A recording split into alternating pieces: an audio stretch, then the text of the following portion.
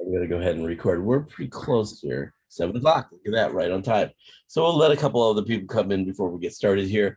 Um, thanks for coming out, and joining us tonight. This should be pretty fun. A lot of information for you that we're going to be going through. So, as they say, buckle up. It's going to be a bumpy ride. No, it's pretty fun stuff. And I think you guys are going to get a lot out of this. How many of you want to be a DP? How many of you, that's what you want to be, a DP, a director of photography? That's great. So yeah, you'll get a lot of good information out of this.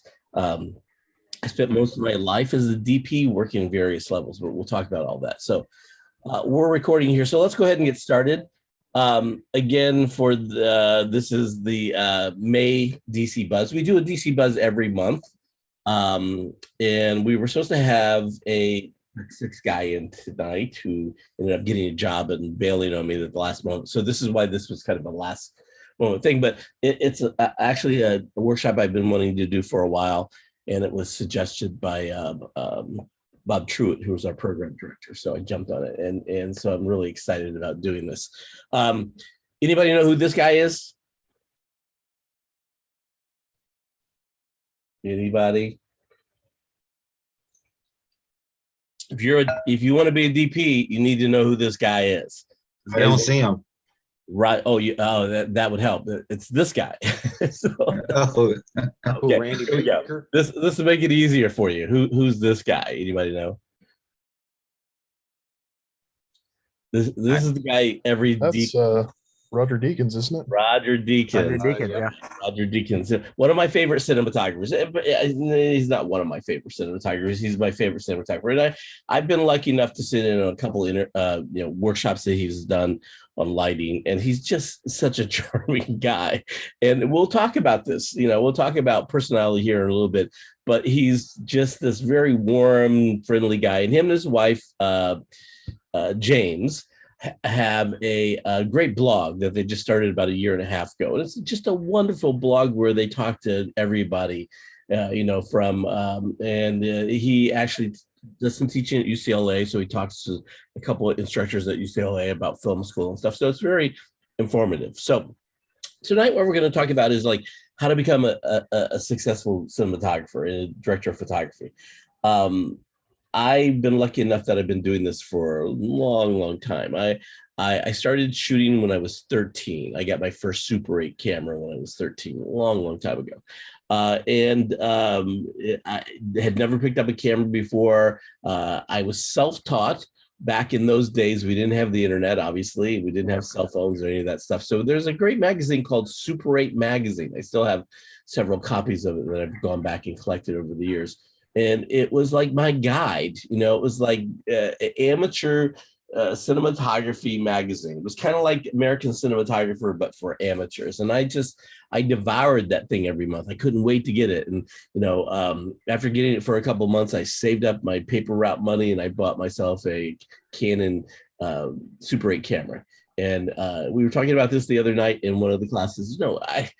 You have to order the film on, through the mail, through the back of the magazine. There was a little thing you filled out and sent out. And then you get the film a couple of weeks later, and then you go out and plan everything out and shoot and everything. And you get 4-minute reels, and then you'd have to splice, you'd shoot it all, then send it off. And then like 2 to 3 weeks later, the film would come back. You'd have to splice it all together on these little splicers and put tape on it and glue and stuff. And then you maybe get 5 or 6 runs through a projector before it just ate it and mangled the film beyond belief. But I was fascinated by that. And by the time I was a senior in high school, I shot my first mock James Bond movie that, Super 8, that was 96 minutes long. I had a great high school teacher who said to me, "You can do this for a living," that. And I grew up in a small town. I was a small Indiana farm town, 15,000 people, surrounded by cornfields. Literally, my high school was surrounded by cornfields. But it was a progressive high school, brand new high school, less than 10 years old. We had a dome 15,000 person basketball stadium and a television studio that they put in. And so I got involved in it pretty heavily in the early days. And then when I went to college, I thought I was a big shot and ended up finding out I didn't know anything about it. So I've been shooting for a long, long time. And I'm constantly amazed at how much I'm still learning. It's just mind blowing, how much there is to know about this. And that's one of the things that I really like about Roger. He's this, unassuming guy. If you met him on the street or in a cafeteria or something like that, you would never think he's a world-class, cinematographer who did Oh Brother, Where Art Thou and Shawshank Redemption and Fargo and The Last Blade Runner and the second to the last James Bond movie. And he won the Academy Award just a couple of years ago for 1917. All my Barton Fink, all Saving Arizona, all my favorite films, this guy did it. He's one of those great cinematographers, but he's just kind of a laid back guy. So, he was a big inspiration on me. When I first started heavily getting into this, that was the guy. So for those of you who don't know me, I guess I should introduce myself as well. My name is Randy Baker. I'm a course director here at DCBUZZ, and I teach composition and visual design. I've been teaching for about 6 years now. I still work in the industry pretty solidly, too much, as a matter of fact, but I've had a charmed life. I've done all kinds of stuff. I've probably done close to over 200 television series. I think we added up recently. Feature films, documentaries, music videos, you name it. I've done it. And in recent years, I've done a lot of web stuff. I won a LA Webby for a comedy series I did. I did a series of, webisodes for Snapchat for Nat Geo, one of their first big things. I worked on a lot of reality shows. I mean, just tons of reality shows.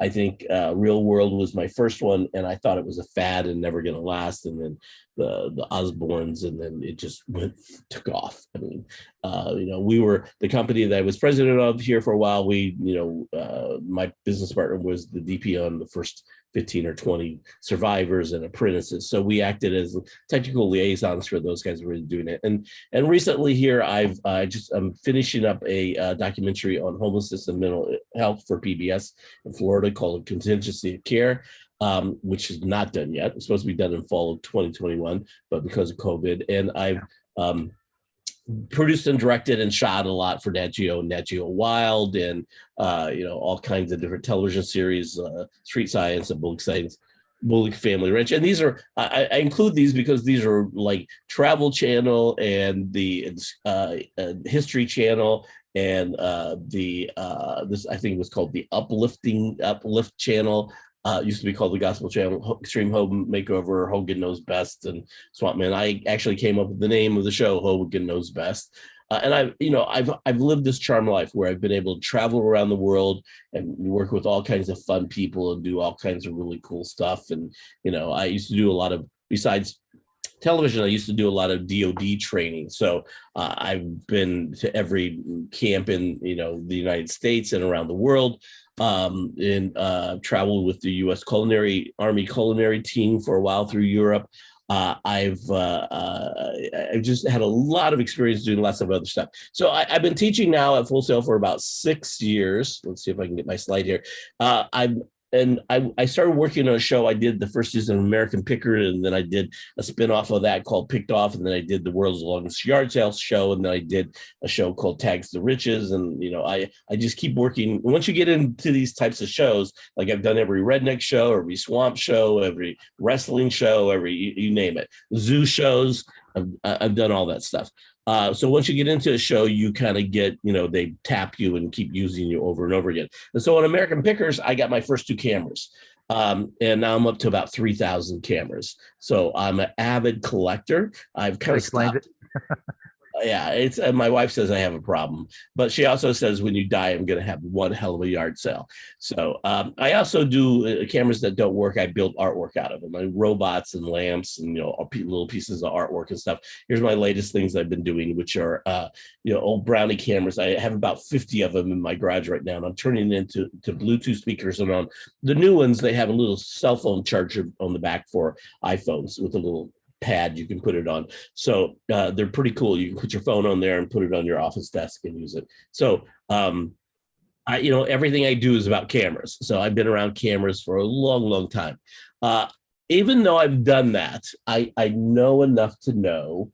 The only thing I really know for sure about cinematography is that there's a lot I don't know. I devour the stuff, but man, there's so much, just so much that you need to know. So I'm going to go through 7 steps with you here tonight. And so they're kind of generic steps, and you're going to look at them at first and go, okay, yeah, that's pretty generic. We know that. And this was based on a workshop I did a couple months ago. And it kind of surprised me. I thought it was going to be kind of a boring workshop, but it ended up it was about education and leadership. And it ended up being a really interesting workshop because of the guy who was the speaker. And the first thing he said was, what's it take to be great at something? And of course, everybody had opinions. Hands shot up and everybody was going, yeah. And a lot of people talked about the Malcolm Gladwell 10,000 hour rule. It takes 10,000 hours. And in my class, for most of you who've been through my class, you know this, we do the math. And what it comes out to, most of you have, like, based on the age of about 30 is the average student age in the classes. Most of you have about 30 to 40,000 hours of watching film and television. So the question becomes, why aren't you experts at this? Well, that's all about purposeful practice. So if somebody had told you at an early age, pay attention to framing, look at how they did the lighting, you see that little camera move, how they moved around there, look at that little edit, see how that worked together. When you were 4 or 5, you would be an expert at this now, but you're not. So there's lots of different ways to go about this, but what that does is it gives you a superpower. Having all that information, if you can tap into that, it gives you a superpower of being able to look at any image and go, ooh, yeah, that's either a good image or a bad image that fast. Really, I think it's 1/10 of a second is what they say, and that you can tell whether an image is good or bad for most people, and that's pretty amazing. I'm showing you this because I'm showing off, because this is one of the new ads for Full Sail University, by the way, with the new FX6s. We've had to be careful about promoting that we have FX6s that we're shipping to our students, because Sony's having a hard time shipping it to everybody else. So they've asked us to kind of, ixnay on the, marketing nay. So we're taking a little bit easy and rolling this out. But it's really cool. And so in this workshop, the guy said, okay, what's it take to be, everybody had ideas. He said, what's it take to be best at something? And he said, it's really 3 things: knowledge, practice, and natural talent. And so then he asked the question, what order do you think those go in? Which is the most important? Anybody have any ideas on that? Obviously, I got a slide up here that says knowledge is number 1. So that's probably a pretty good giveaway that that's number 1. But in terms of practice and natural talent, which of those 2 are really important? Any guesses? I would say knowledge and practice are the first 2. Knowledge and practice that's it. And I was thinking, I had just got through writing this thing about natural talent and, why some people, you've all heard this, you've all heard somebody in a movie or, something somewhere say to somebody, oh, you got a really good eye, and so the question becomes, why do some people have good eyes and some people don't have good eyes? And it's just a matter of training. And really what it comes down to is knowledge and practice. The natural talent is, it's like, I remember not too long ago, I actually heard a filmmaker in a group of students say to students, you either have a good eye or you don't. I can't teach you how to have a good eye. And I was like, this guy has no idea what he's talking about. It's like me saying to a peewee baseball player saying, yeah, you either know how to throw a curveball or you don't know how to throw a curveball. If you don't, I can never teach you how to do that. Of course, I can teach anybody how to throw a curveball with enough practice. And it's the same thing. It's we talk about the visual language, how this is the visual language. It's like the written language, and so, or it's like really learning, it's, because it's so complex, it's like learning how to speak a foreign language or how to play a musical instrument or, learn a new sport. So you're going to suck at it at first. And everybody sucks at this at first. My first films were horrific films. Thank God the projectors ate them and they no longer exist, but they were still pretty bad, and so that's it. But knowledge is the number 1 thing. And you guys are, I'm preaching to the choir here, as I like to say, because you guys are already getting a degree in digital cinematography or film or something here at Full Sail. So that's a big step for you guys. That's the first step. But there's a lot more to knowledge than that, and that's what we want to kind of talk about. So first, let's kind of get it out there what a director of photography is. And so this is from Masterclasses. If you don't know this, Masterclasses has a whole, a tutorial on what it takes to be a DP. And I'm going to show you a couple really good ones here in a second. and play you some stuff. So this is kind of their definition. The director of photography, also known as the DP or cinematographer, is a person responsible for creating the look of a film. A good DP will elevate a director's vision and introduce ideas and concepts the director may not have considered. The DP controls everything that affects what the camera is able to capture, i.e. composition, exposure, lighting, filters, and camera movement. The director of photography is the head of the camera and lighting crews on the set, and also selects the cameras, lenses, and filters to be used on the set. That's a lot, that's, when you look at that, you go, holy crap, that's a lot of stuff. And so that's why there are very few really, really good DPs, because you have to be a master of many things. And we're going to talk about that, but and here, it depends on, a lot of different things. Here's another good, I think a great cinematographer that's underrated, James Laxton. If you haven't seen this movie, if Beale Street Could Talk, look at it. But look at the size of that camera. Look at the size of that lens. That's him in an AC carrying that camera. One person can't carry that camera. That's how big it is. Okay. So when you're working on a major motion picture film that has a crew of 200 and a camera crew of about 6 or 7 people, it's a whole different ball game than when you're out there shooting, on a student film or a low budget film or a no budget film, or like most of you are doing, going out there to shooting a one-man band is what we call it. And I still do a lot of one-man band stuff. I just did an interview with Brian Johnson from AC/DC, and I get hired a lot because they call me a predator, a producer, editor, but I also shoot.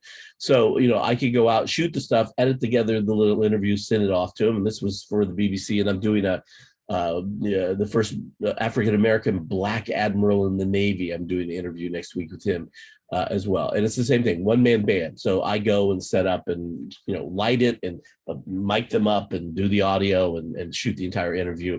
9 times out of 10, there's somebody on a computer somewhere asking questions.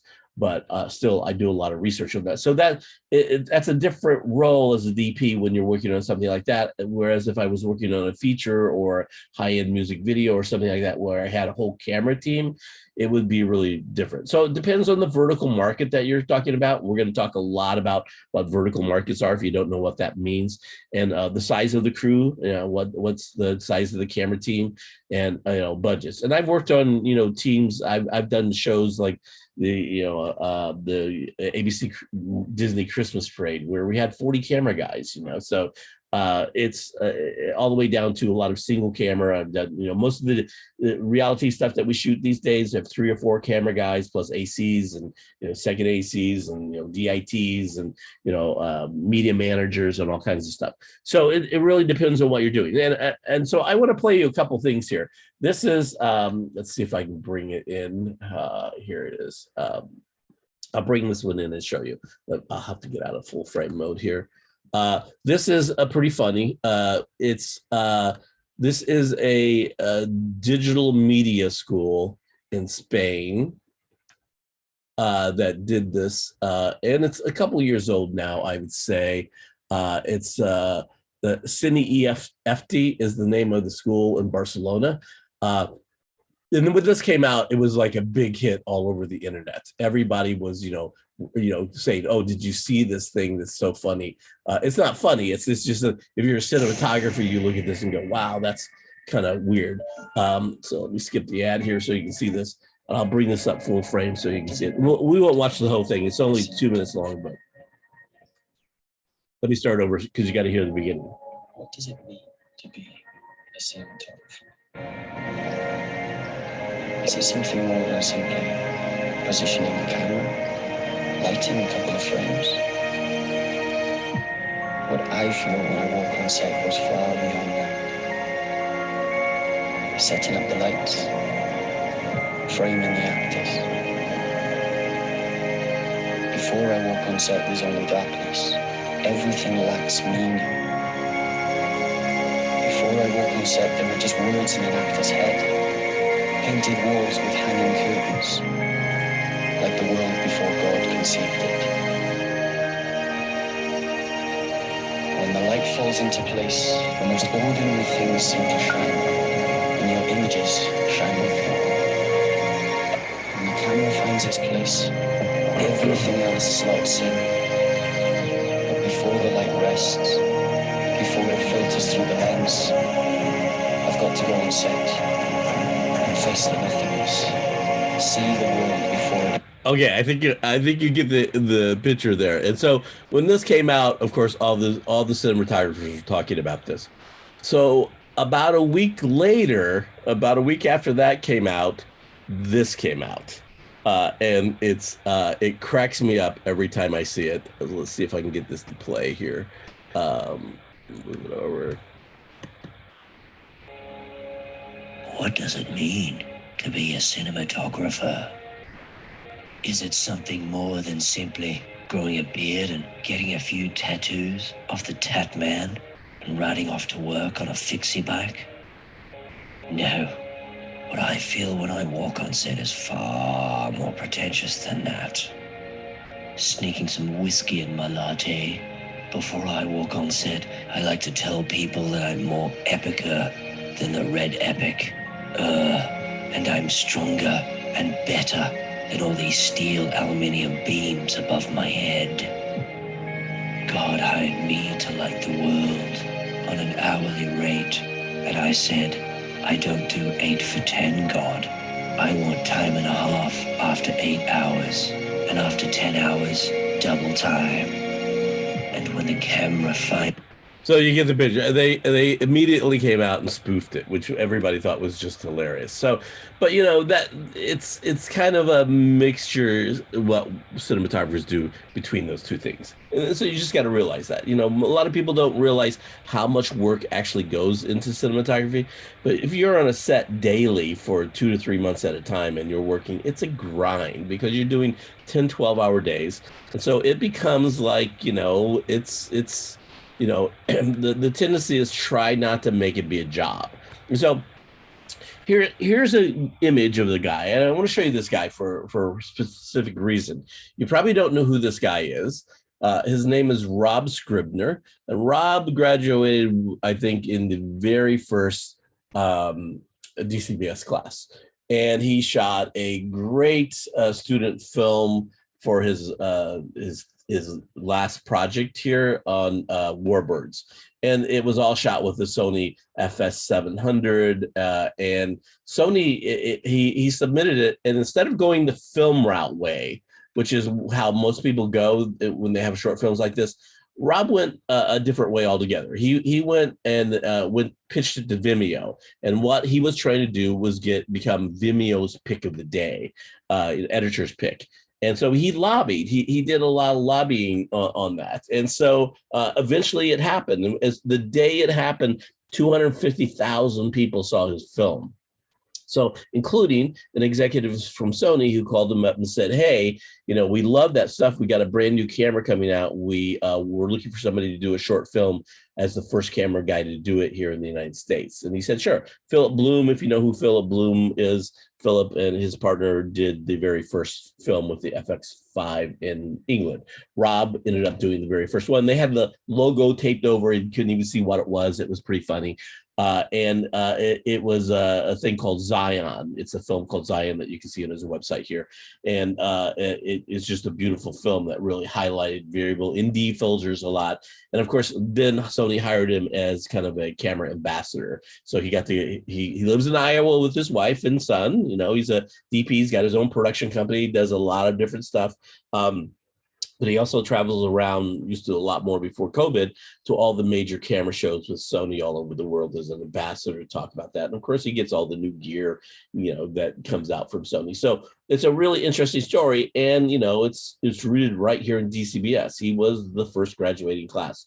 So if you have a chance, check out some of his work and take a look at Rob's stuff. And he just let us know he was going to be in Tampa here in a couple of weeks shooting, looking for Full Sail to help him out with ACs and some PAs and stuff for the shoot.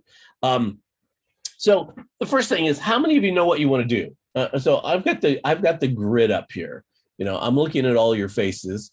How many of you actually know what you want to do? Anybody know exactly what they want to do? Or how many of you want to do film? I hear that all the time. When I ask people, what do you want to do? They are all like, I want to be a film DP. Jason, what do you want? What are you going to do? essentially just that I want to get onto right now starting out, I want to do my own content, and hopefully that blows up. Like each short film could be its own standalone thing, but eventually want to get onto the really high budget Hollywood films. That would be really cool. So I'm trying to aim high. That's what you need. That's what I say. I do.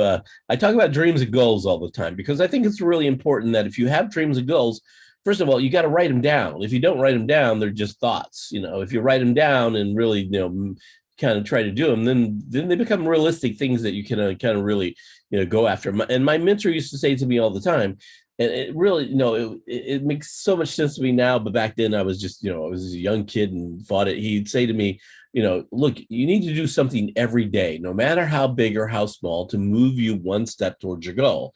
Read an article, meet somebody in the business, go out and shoot something that you are been wanting to shoot or wanting to try to shoot, just do one thing every day. And he said, at the end of the year, you'll have done 365 things to move you closer to the goal. And so that's what really propelled me into being a cinematographer and a DP, was that I knew that's what I wanted to do. So I every day I wasn't doing one thing. I was like, okay, I had a little list going. I was like, it became a game for me. How many things can I do today? Little things that will move me closer to what I want to do as a DP.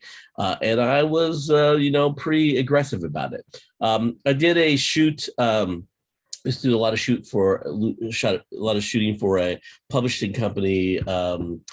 Just like went off the tip of my tongue. That does a lot of children's books. And I went to San Francisco and shot an interview. It was kind of like movie trailers for books coming out for kids is what we did. Scholastic was the name of the company. And it was Christy Yamaguchi who wrote this book called Fly High Little Pig. And so I just became enamored with this book, and she signed a copy for me and said, Fly High Little Randy, I thought it was really funny. And so my friends and I always get a kick out of that. And so that's the thing. You got to think about this. And so there's lots of little concepts here that I've got on this page. I just want to go through with you. Most of you have heard that saying, if you do what you love for a living, you'll never work a day in your life. That's me, man. My wife's been a nurse for 40 years, and it was a job to her all 40 years. She was resentful for a long time about me. When I used to go out on shoots, I would be gone all these exotic shoots. I would go to Europe, or I would go to Antarctica, or I would go, all over the place. And I'd come back and she'd say, okay, well, what was it like? And I'd go into this big explanation about all this stuff, oh, we did this and we went there, we saw this person and we got to do this. And she would just like shake her head at me. I was like, I hate you. I just hate you. And so after a while I learned, I'd come back and she'd say, what did you do? And I said, oh, no, we shot stuff. I learned to temper that down because not everybody has a job that they love to do. And I was doing I've told the story before. I was doing a shoot with a Full Sail Hall of Famer, a guy named Demo, who was a record producer out of the record plant in Miami that I spent a lot of time in down there working. And he did Madonna's last album and Timberlake and Timberland, and a pretty well-known record producer. But he liked to hire a lot of young students. And he said, I just want to bring them in because I want them to have a jobby. And I was stopped and I said, okay, what's a jobby? I've never heard that term before. And he said, it's a job that you would still is like a hobby to you that you'd still be doing even if they didn't pay you for it. And I kept thinking, well, that's what I do. That's it. And so I also talk a lot about the book called Mastery by John Green. And so every master's class here at Full Sail, the first class is called Mastery. And it's this book, and it's all about finding your quest in life, what you want to do. So if you haven't seen this book, it's kind of an interesting twist. He uses historic figures and modern day figures to do analogies and tell stories about how to do this. But I've also always been intrigued by the no limits question. You all know what that is? So if somebody came up to you and said, if you could do anything, no limits, nobody ever, you could do anything you wanted to do. What would you want to be doing right now? What would you do? So write that down, figure out what that is. And my mentor, he was this old crusty, he was old to me back then, but probably younger than I am today. He used to be on me all the time about giving me all these sayings and, you do this and do this and do this. It was like, look, don't aim small, aim big. That's it. And so I wanted to be a animator. Unfortunately, I couldn't draw, so a little drawback. I said I want to work for a Disney, and it was great. And so I applied for the Disney internship. I got it, and then Disney shut down their internship because they decided to do another project called the Disney Paris. The guy that was Disney Animation said, I got you an internship at Hanna-Barbera. And I was like, I don't want to do Hanna-Barbera animation. I want to do Disney. But I realized soon that I would just be an inker all my life because I couldn't draw. So I jumped into cinematography pretty heavy at that point. And that's kind of what got me into this. But he used to say to me, aim high. And so again, I was going to a little, school called Ball State University in Muncie, Indiana, middle America. That's where the 1942 anthropological study of middle America was done. And so I was, going for the top company in the United States. And so that's what you got to do. So, and part of this is like figuring out what you're passionate about. For me, I've always been passionate about telling visual stories, about, something about the first time I edited together a little film and I was able to tell a story and I saw people laugh. We did dumb stuff like we would do, time lapse of like, people grabbing onto each other and shaking and building, or we drop big paper mache boulders off a roof on somebody and then have the clothes just there. It was all stupid stuff. But for, when you were 12, 13 years old doing this stuff, it was pretty fun. And I remember the first time editing together a sequence that people said, wow, that was pretty good.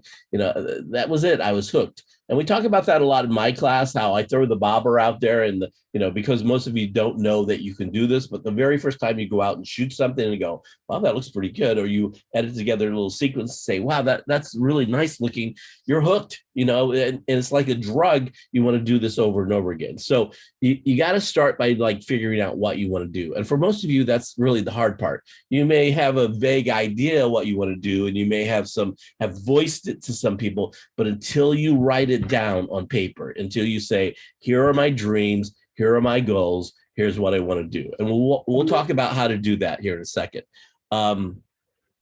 Let's see, where am I at here? Right here. So let's talk about vertical markets. Now, most of you know what I mean when I say vertical markets. Anybody, and Aaron says he wants to be a concert doc in DP. So Aaron, so be careful what you wish for. Right before I started doing a lot of reality shows, I was doing a lot of what's called image mag for rock bands. And so I did, all kinds of rock bands. So you would go out on tour with them. You'd actually go on a tour bus with them and you go from city to city. And it was a pretty good gig. We took our bikes with us and, it was a good crew of people that we all knew each other and stuff. And so you'd be out on the road for 2 or 3 months at a time, touring in a tour bus, and you'd go to different cities and every other day off and things like that. And you were the last in, so they'd have to build the whole stage, and then we'd bring our video equipment in, and then we'd have to take all the video equipment out. First out, we call it. So it was a pretty sweet gig, and you do, concert over and over and over again. And I did, all kinds of, everybody from Madonna to Guar. It was just like, you name it, it was all over the place. But and so that was pretty fun. But after a while, I was just like, oh my God. But what inspired me to do that was a Billy Joel concert I saw being filmed. And I was just like amazed at how nice a job the guy did. That's it. And Ryan saying, I want to work for the Golf Channel. Again, I worked for the Golf Channel from the time they first started to, until they moved out of Florida here, basically went back to Connecticut. Great time. And again, I did a lot of promo stuff for them. I did a lot of commercial stuff for them. And I did a lot of consulting for them. If you've been in my class, you've heard me talk about, the difference between 24 and 30p when you're editing. And so when I was working with the Golf Channel, they had me do a project. And they said the post people wanted me to shoot at 30, and the production people said, no, you'll ruin the look if you do 30. So I went out and did these tests where I shot same golf swings at 24 and 30 with the same camera, just different frame rates. And I got all the executives in a big conference room at the Golf Channel and sat them down and played it back. They got it wrong 60% of the time. So it changed the way they thought about it. But after that, everybody was like, oh, he's the expert on this stuff. So I did a ton of stuff, and I love shooting golf stuff. I'm not a big golfer. However, I hate shooting golf tournaments. I love shooting all the things, the surrounding stuff around a golf tournament. And so you kind of get into all that stuff, I did racing. I did 2 years of my life I spent doing NASCAR racing. I went to every track. I entered every, driver. I got to do things that people did I got to drive, around the tracks and, shoot out of the back of the cars and stuff and mount stuff in race cars, so you get to do a lot of different stuff. So there's just this whole variety of vertical markets that are out there for you, that you need to think about. And so, everybody knows feature films. They all go, I want to do feature films. Well, there's the big studio feature films. There's indie feature films. There's the streaming feature films, which are really big, low budget and no budget, and student films. So there's all kinds of indie films. And I've done everything from student films to high-end, high-end budget features with 200-300 crew people on it. Average feature film averages about 250 crews, 2 to 3 months at a time. Most people who work on features only do 2 features a year. So they're working about, 4 to 6 months out of the year, but they make enough money that they can do other side hustles and stuff and do that. Same thing with, people who are doing television series. If you live in LA or New York, it's the same union guys that do it over and over again because they're union states. If you're in a non-union state where you're working, it's all, like reality. When reality TV first took off, there was a handful of about 20 of us that did almost every show. I mean, it was just like nonstop. And you ran into the same people. Now there are literally thousands of reality shooters because the appetite for that with the American public is so big. And it's the same thing with television. You got network television. I worked on all kinds of big network shows. I've done, cable shows. I've done lots of stuff for Netflix and Hulu and Amazon. I've done regional television. If you don't know what regional television, you'd probably be shocked to do that. There's a friend of mine who does a show called howtodoflorida.com, a regional television show in Florida. It's only, obviously it's only airing in Florida because that's who it is geared toward. They produce the show, and then they have sponsors, and then they give the show to all the television stations in Florida and North Georgia and LA, Lower Louisiana, and for free. They give them the show for free, and then the show sells the airtime, and then they split the profit of the airtime. So that's how they make their money.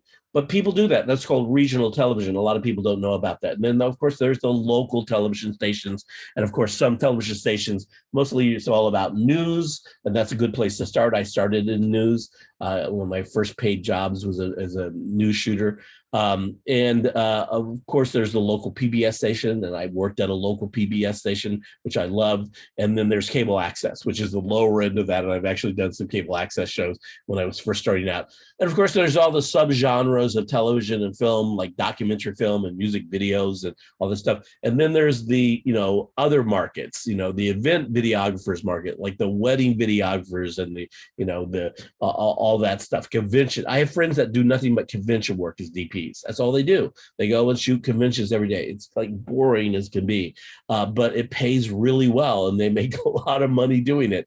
And then, of course, there's government, military, education, medical, and we'll talk about that subsect here for a second, because that's a big market. That's a huge market.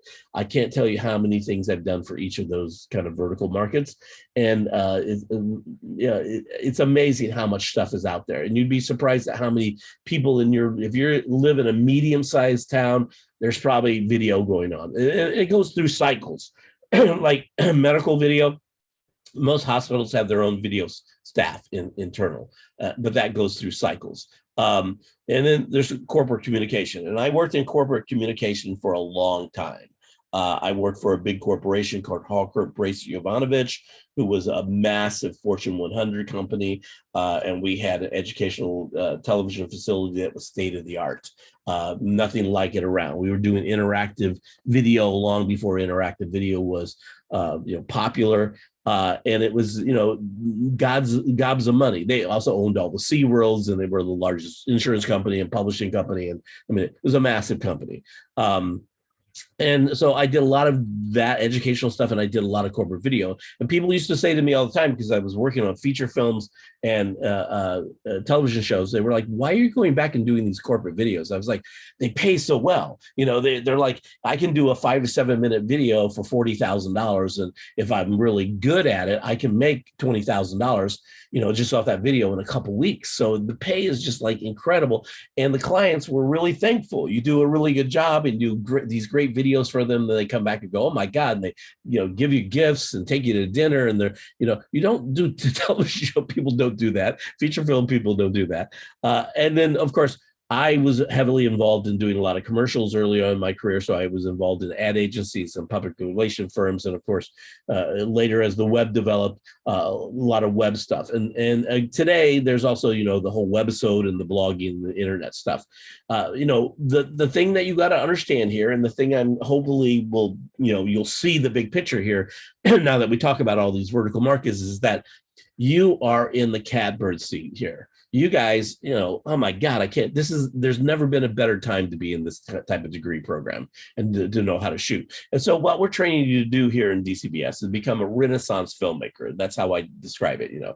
And if you look at any ads, if you go out there and look at ads for people who are looking for like editors, or people who are looking for like producers, or people who are looking for like directors and stuff, or even DPs, what you'll see is they all say the same thing. We want you to be able to write, produce, direct, shoot, edit, do graphics and audio. You know, they want you to become a Renaissance filmmaker. When I was starting out, it was the opposite. People were like, what are you good at? And I was like, I do everything. They're like, no. What are you good at? And I was like, well, I'm good at shooting. I'm good at producing. I'm good at directing. You know, I'm a pretty decent editor. They're like, no, what one thing, or, you know, and so they tried to pigeonhole you. So I had clients who knew me as a director. I didn't know I shot or produced. I had clients who knew me as a producer, didn't know I shot or directed. I had clients who knew me as a DP, didn't know I directed or produced. So, but it made me a better, you know, producer, director, and DP by being able to do all those things.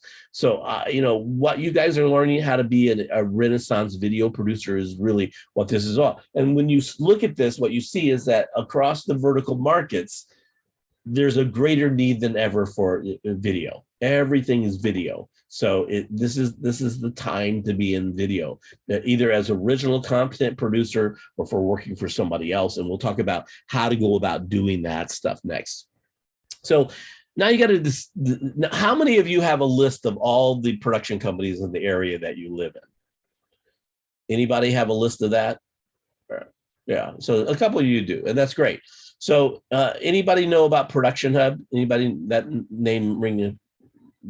Production Hub, you know, and these guys are old friends of mine. They actually, you know, are here, you know, their office is really 2 miles away from the school. And let me show you this. I'm going to get this up here real fast, and I want to show you Production Hub. There are 2 big database sites out there that you should know of. Oh, by the way, let me do this. For those of you, sorry, I should have done this earlier. I'm going to post something here in the chat room for you. So let me go here and resource guide PDF. So this is the resource guide. For those of you who were in the DCBUZZ a couple months ago, this is the guide that I gave out, but this is an updated guide. So this guide has just been updated with like all the camera manufacturers, all the lighting manufacturers, all the lens manufacturers, all the camera support manufacturers that you want to know. So open this up. It's a 22-page guide. It also includes all the, you know, professional organizations and guilds and, you know, my 50 top websites. It's a massive resource guide. Sorry, I should have sent that out. It's just like, you know, I apologize up front because it's going to take up so much of your time. You're going to start looking at this, but we're going to be talking about this. So go to Production Hub. And so if I do Production Hub here, if I get Production Hub up, it's the largest directory for film and television in the United States. There's another big one called Mandys that is also owned by Backstage. They're kind of the same company. And let me just pull up Production Hub so you can see what it's like. You can go and find any crew or any production company or anything you want to find anywhere in the world here. So let me log in here and see. Remember what my password is. There we go. Account locked out. That's not no fun. But I can still get in here. Find crews and vendors. You can search for any crew. You can search for any vendor. So if you want to find your town, you could go in the town and you can look at production companies. It's broken down into all kinds of production companies and grip and animation. And it goes on and on and on and on. Plus, they have a really good blog. So if you go in here and look at their blog, they do a really good blog. They do a newsletter with lots of great information on it. And they also post jobs on here. There's a job bank and a video used equipment selling and casting notices and classifieds for equipment. Plus, they also show you can post your demo reels on here. So you should look at getting listed on here. It's not much. They give you a student. They're very full sale friendly. They've come in and done a couple DCBUZZs for us, and they'll help you sign up. So it's something that you guys should really do as a student. Sign up for this and for Mandys. It's all free. Yeah, files never show up for me. It's strange. Jared, yeah, if you're looking, if you email me, Jared, anybody who doesn't get the PDF file, email me and I'll send it out to you. But look at, go to Production Hub and spend some time there. Again, you should, if you don't have it, you should make a list of every production company in your area. You should know who all the DPs are in your area. You should know who all the producers are, who all the production managers are. Production managers are really important people to get to know. They're the people who do the hiring. So it's why it's really important to get to know. But if you know who DPs are, that it's pretty incredible. And for those of you who are going through the class already, and we got your FX6, this camera is going to open up so many doors for you. Well, a lot of the medium-sized markets, you're probably the companies you're going to go in and try to get production hours with or internships with. You're going to have a better camera than they do. So it's pretty cool. And so just to talk about that for a second, let me just pull this up here and see if I can find this. Let me take this out of the way. So, go into Production Hub. Guys are really good. One of the liaisons with us at the Production Hub is also a member, the president of the local Women in Film and Television chapter, which we'll talk about here in a second. But it's really interesting to get to know those. So Mandys is the other big one. If you don't know Mandys and Variety, literally I get probably 30 or 40 emails every day, saying here are all the jobs that are listed right now for videographers or producers, directors. I mean, it's just like too much stuff. And you can say, just send me stuff in my area for that. It's amazing how much stuff is really out there. So there's lots of different ways you go, but you need to make sure you know who all the local and regional production companies are in your area. And if you don't know your local film offices, you need to get to know your local film office and your state film office, because every one of those have a directory and you should be listed in that directory as an AC or as a second AC or as an assistant camera, which is, a first AC, or as a camera person. You should be listed in those things and start getting your name out there. And they're free. They're usually all free. So get to know your local film offices and state film companies. And again, there's a whole huge list of those in that database I just sent out to you. Figure out what U.S. companies you really want to work for. If you can work for any company like Netflix or Amazon, Netflix has a studio, yes, but they hire production companies. So you really got to go out there and figure out who the production companies are. But and the same thing with television series.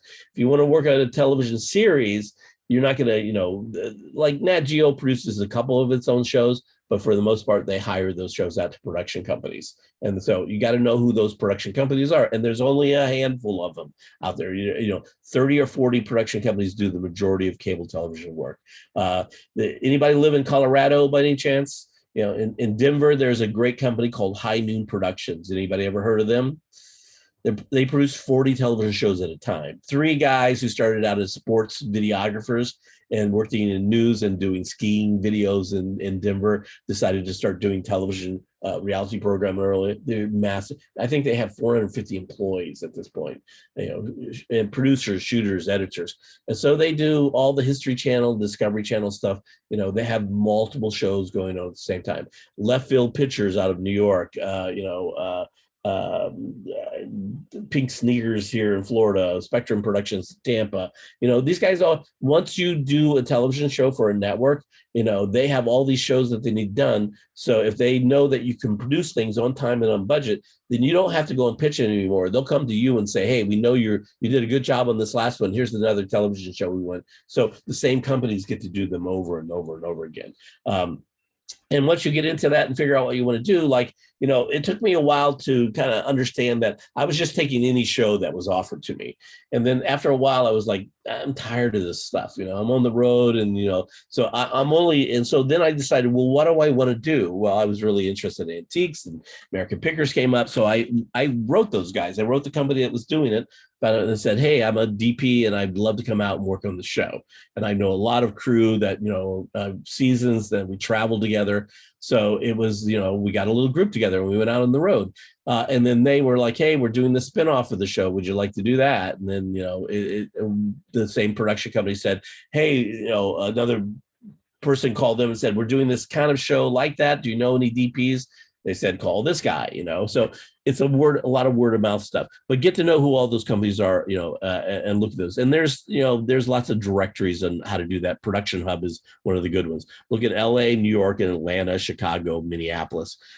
Get to know international production companies. I do a lot of work for Australian TV and for BBC and for, British networks, TV5 and, all kinds of stuff, because they know me as kind of the guy in Florida to go to. So, anytime there's a shoot in Florida, they call me.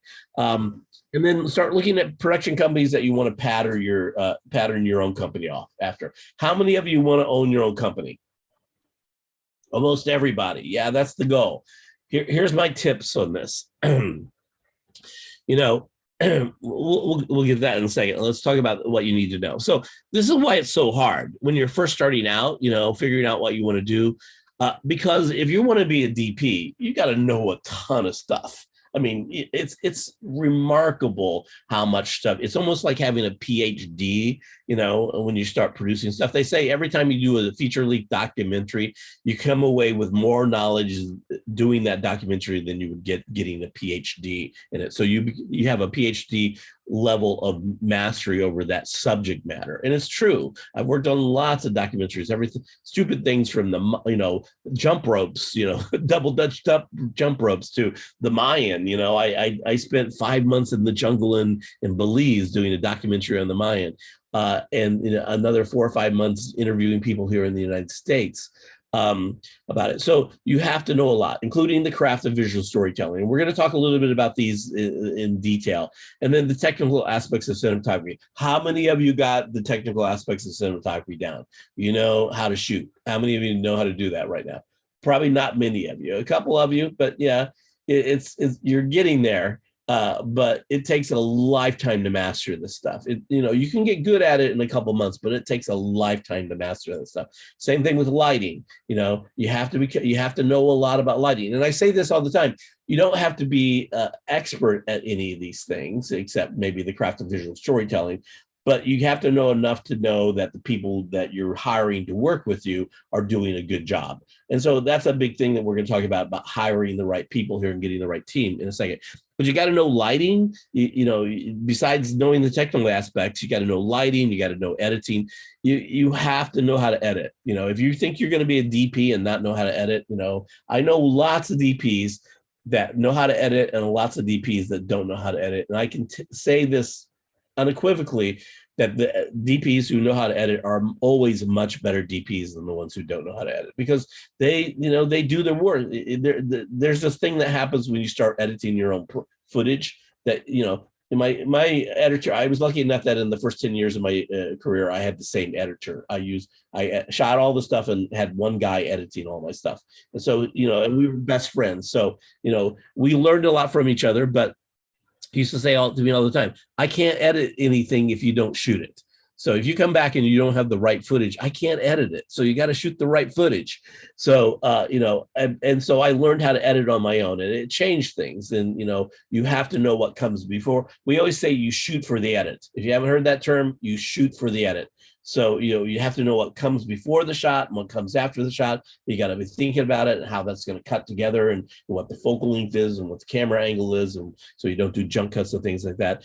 And then you also have to know how to manage a camera team, which most people don't know.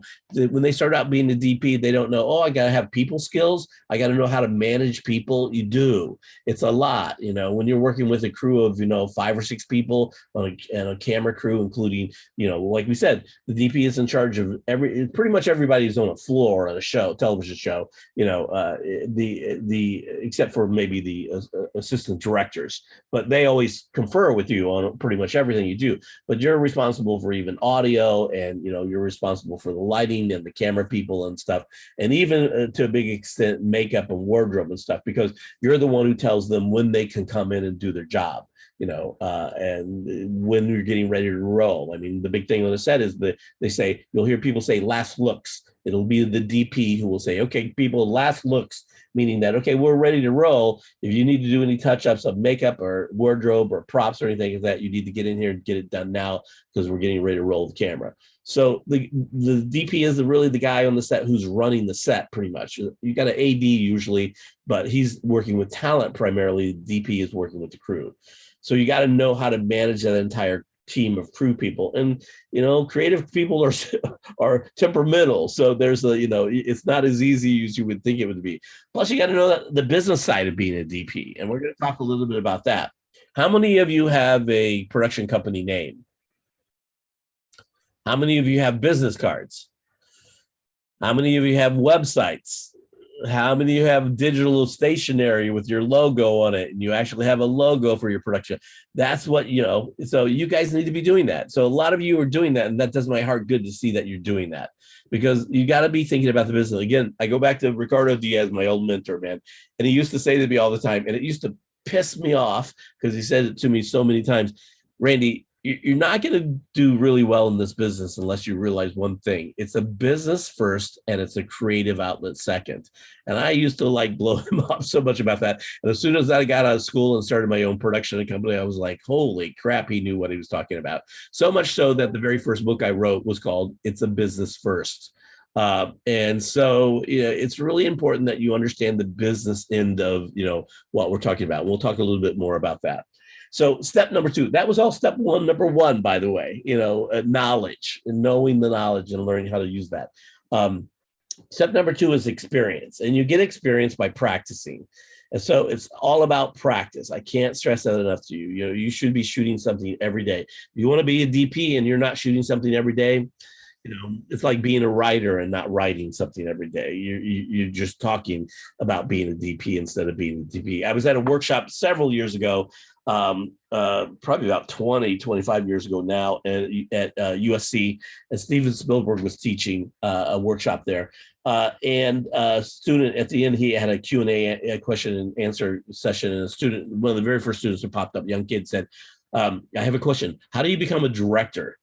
Spielberg said to him, well, you want to be a director? And he said, yeah. And he goes, well, have you directed anything? He goes, yeah, I've done a couple short films. So Spielberg looked at him and said, you're a director. That's how you become a director. It's the same thing as being a DP. How do you become a DP? You go out and shoot stuff. So if you're not shooting stuff, you're just talking about being a DP. If you're shooting stuff, you're a DP.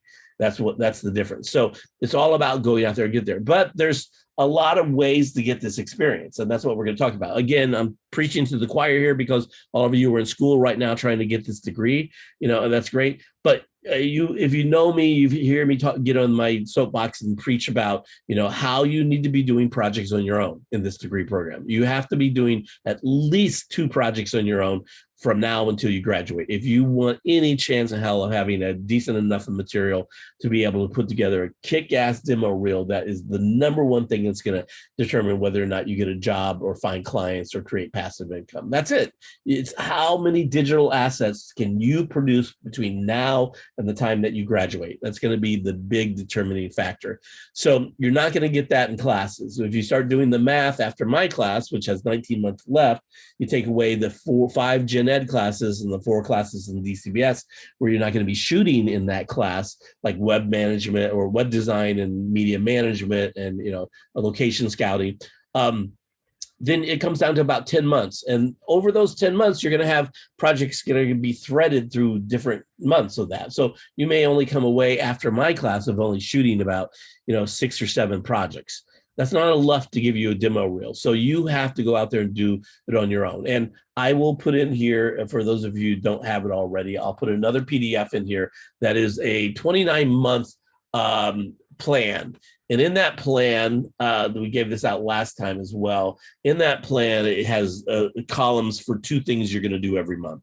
And it shows you the classes you're going to be taking along one side, the 2 things that you're going to be doing every month. And then it also has a list of, industry resources. So not only do you have to shoot 2 things every month, but you have to go out there and start creating industry resources. These are things that we talk about you do every day to do, find out who the production companies are, meet somebody, join a professional organization, go to a convention, go to a workshop, do something online, and then think about passive income. What kind of things can you do passive income? And there's a list of all those things down here. Projects you need to do. We'll talk about the 1/2 day rule, and the types of industry resources that you can be doing and what you should be doing to kind of build that up. And then the types of passive income that you can start looking at. Now, most of you can be shooting stock footage on your iPhone. There's lots of stock footage on iPhones up on the stock footage sites. So you need to know who the stock footage sites are. There's 5 or 6 really big ones. There's a new one that probably most of you have never heard about called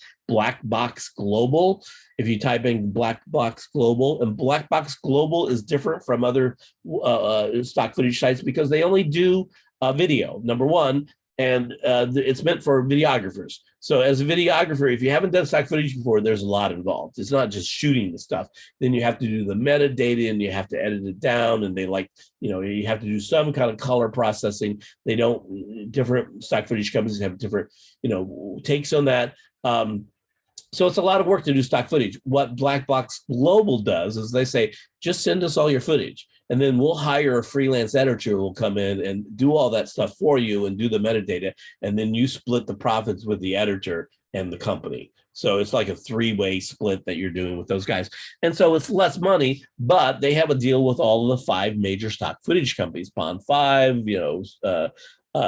Premium Beat, Adobe, all the big ones. And so they automatically sell to those guys for you. So then they maintain all that stuff for you. So it's a dream for videographers.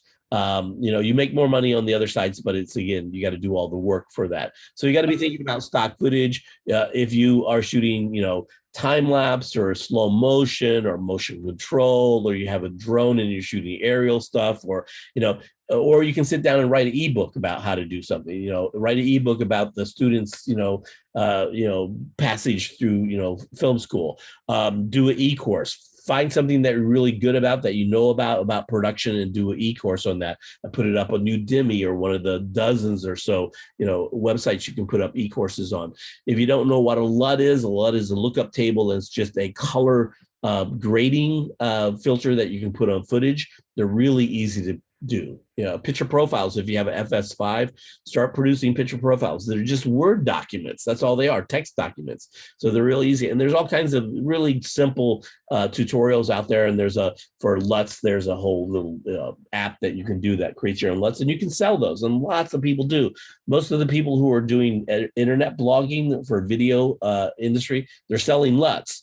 Or you can rent gear out. If you have gear, there's all these new sites where you can actually rent gear to other video people. It's kind of like the Uber of gear rental. And plus, if you have any creative talent in terms of doing music or sound effects or graphics or any kind of animation, those are always great passive income things that you can put up there, and you can get monetized off the websites like TikTok and YouTube too. But that's becoming a little bit harder these days with the things that they have put in restrictions. They keep changing. YouTube keeps changing all the time. So make sure that you kind of print this out, and again, do the list if you don't have the list.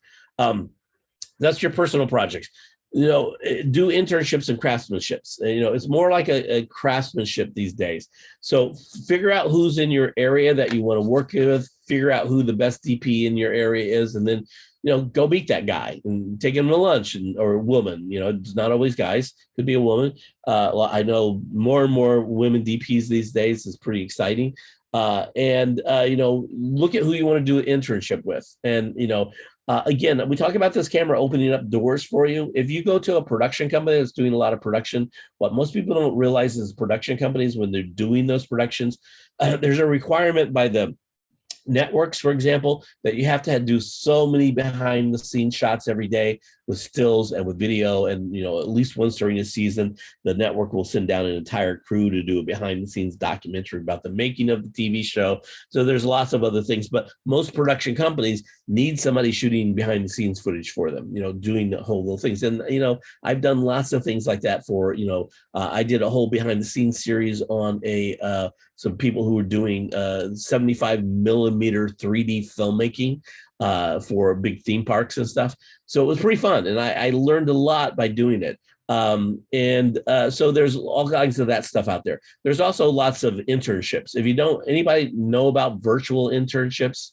So go to internship.com and type in virtual film and television interns. And it's kind of like that movie Taken. You know, he says, you know, I have a specific skill set. You know, what they're looking for are people like you guys who have specific skill sets, meaning that you have your own gear and you know how to produce and write and shoot and edit. And so there's lots of virtual internships out there that you can do from the comfort of your own home that companies are looking for people. Now, you got to be careful because, you know, you don't want indentured servitude kind of things, people just looking for free labor. So you got to kind of match up what you want to do with and what you feel comfortable doing, and just be honest with them. Let them, if you're just starting out, tell them you're just starting out, but that's what they're looking for. So it's a good opportunity for you to get, you know, internship and production hours, you know, while working on projects that people are going to pay you for as well. Lots of contests out there too. If you don't know the contest things, I have friends who do contests all the time and are always winning things. I have some good friends who won the Cheetos contest, the Cheetos commercial contest up in North Carolina, and they took the money and they started a monitor company called Small HD, and recently sold it, you know, about 3 or 4 years ago to a bigger company for millions of dollars. You know, and it all started because they won the Cheetos commercial, the Cheetos commercial. They were the ones where the guy, the door gets knocked down by the animal. And volunteer on projects. You know, if you're near a film school, volunteer to work on a film school. If you have done anything like the 48-hour film projects where you get teams of people together to do a film in 48 hours, try to do as many of those as you can. Do meetup groups. In every medium-sized to major town, there are meetup groups for filmmakers. And, you know, they're just people, you know, they're like you know how hard it is to do this stuff on your own. So if you can start building a crew right now of people in your area that are just like you, that have the same passions and wants and needs, they just need to have people. And the fact that you have an FX6, people are going to flock to you. I tell the story that I had a student a couple of years ago. It was an FS5. She was not a great student in my class. I just got to tell you that up front. She was not a great student, but I turned her on. She lived in Georgia near Atlanta, and I turned her on to the Women in Film and Television organization up there and said, you got to go to a monthly meeting. They have these big, you know, open meetings and stuff where everybody gets together and networks. And she did, and she ended up talking to a gentleman there, and she said, what do you do? I said, well, I'm in film school, and I got, you know, just got this new high-end camera. She just got the FS6, FS5. And he goes, oh, we're shooting our second feature film, you know, and we're looking for a DP. Would you be interested in that? And now, again, take it. She was not a great student in my class. And this is 2 months after my class. So she calls me up and says, what do you think? And I was like, just be honest with him. Tell him that you're brand new at this, that you would love to do it. But, you know, just be, and she did. And she called me every night 3 or 4 times saying, okay, they want to do this. How do we do that? What do you want to do? But she ended up doing the film. She did a pretty good job on it. She learned a lot. And the film got, you know, lots of rave reviews, and it was featured on the cover of Ebony magazine and stuff. It kind of catapulted her career, you know. And again, so it's you can go out there and do projects. Now, she didn't get paid very much, but she was enough that she left her job she was doing to go and do it. So it was pretty good. I tell this to people all the time. If you have a camera rental company or a lens rental company in your area, there's lots of lens rental companies out there. But if you live in a big city, go and work for that camera rental company if you want to be a DP. First of all, you learn all the equipment. There's, you know, all kinds of gear that you need to know how to use.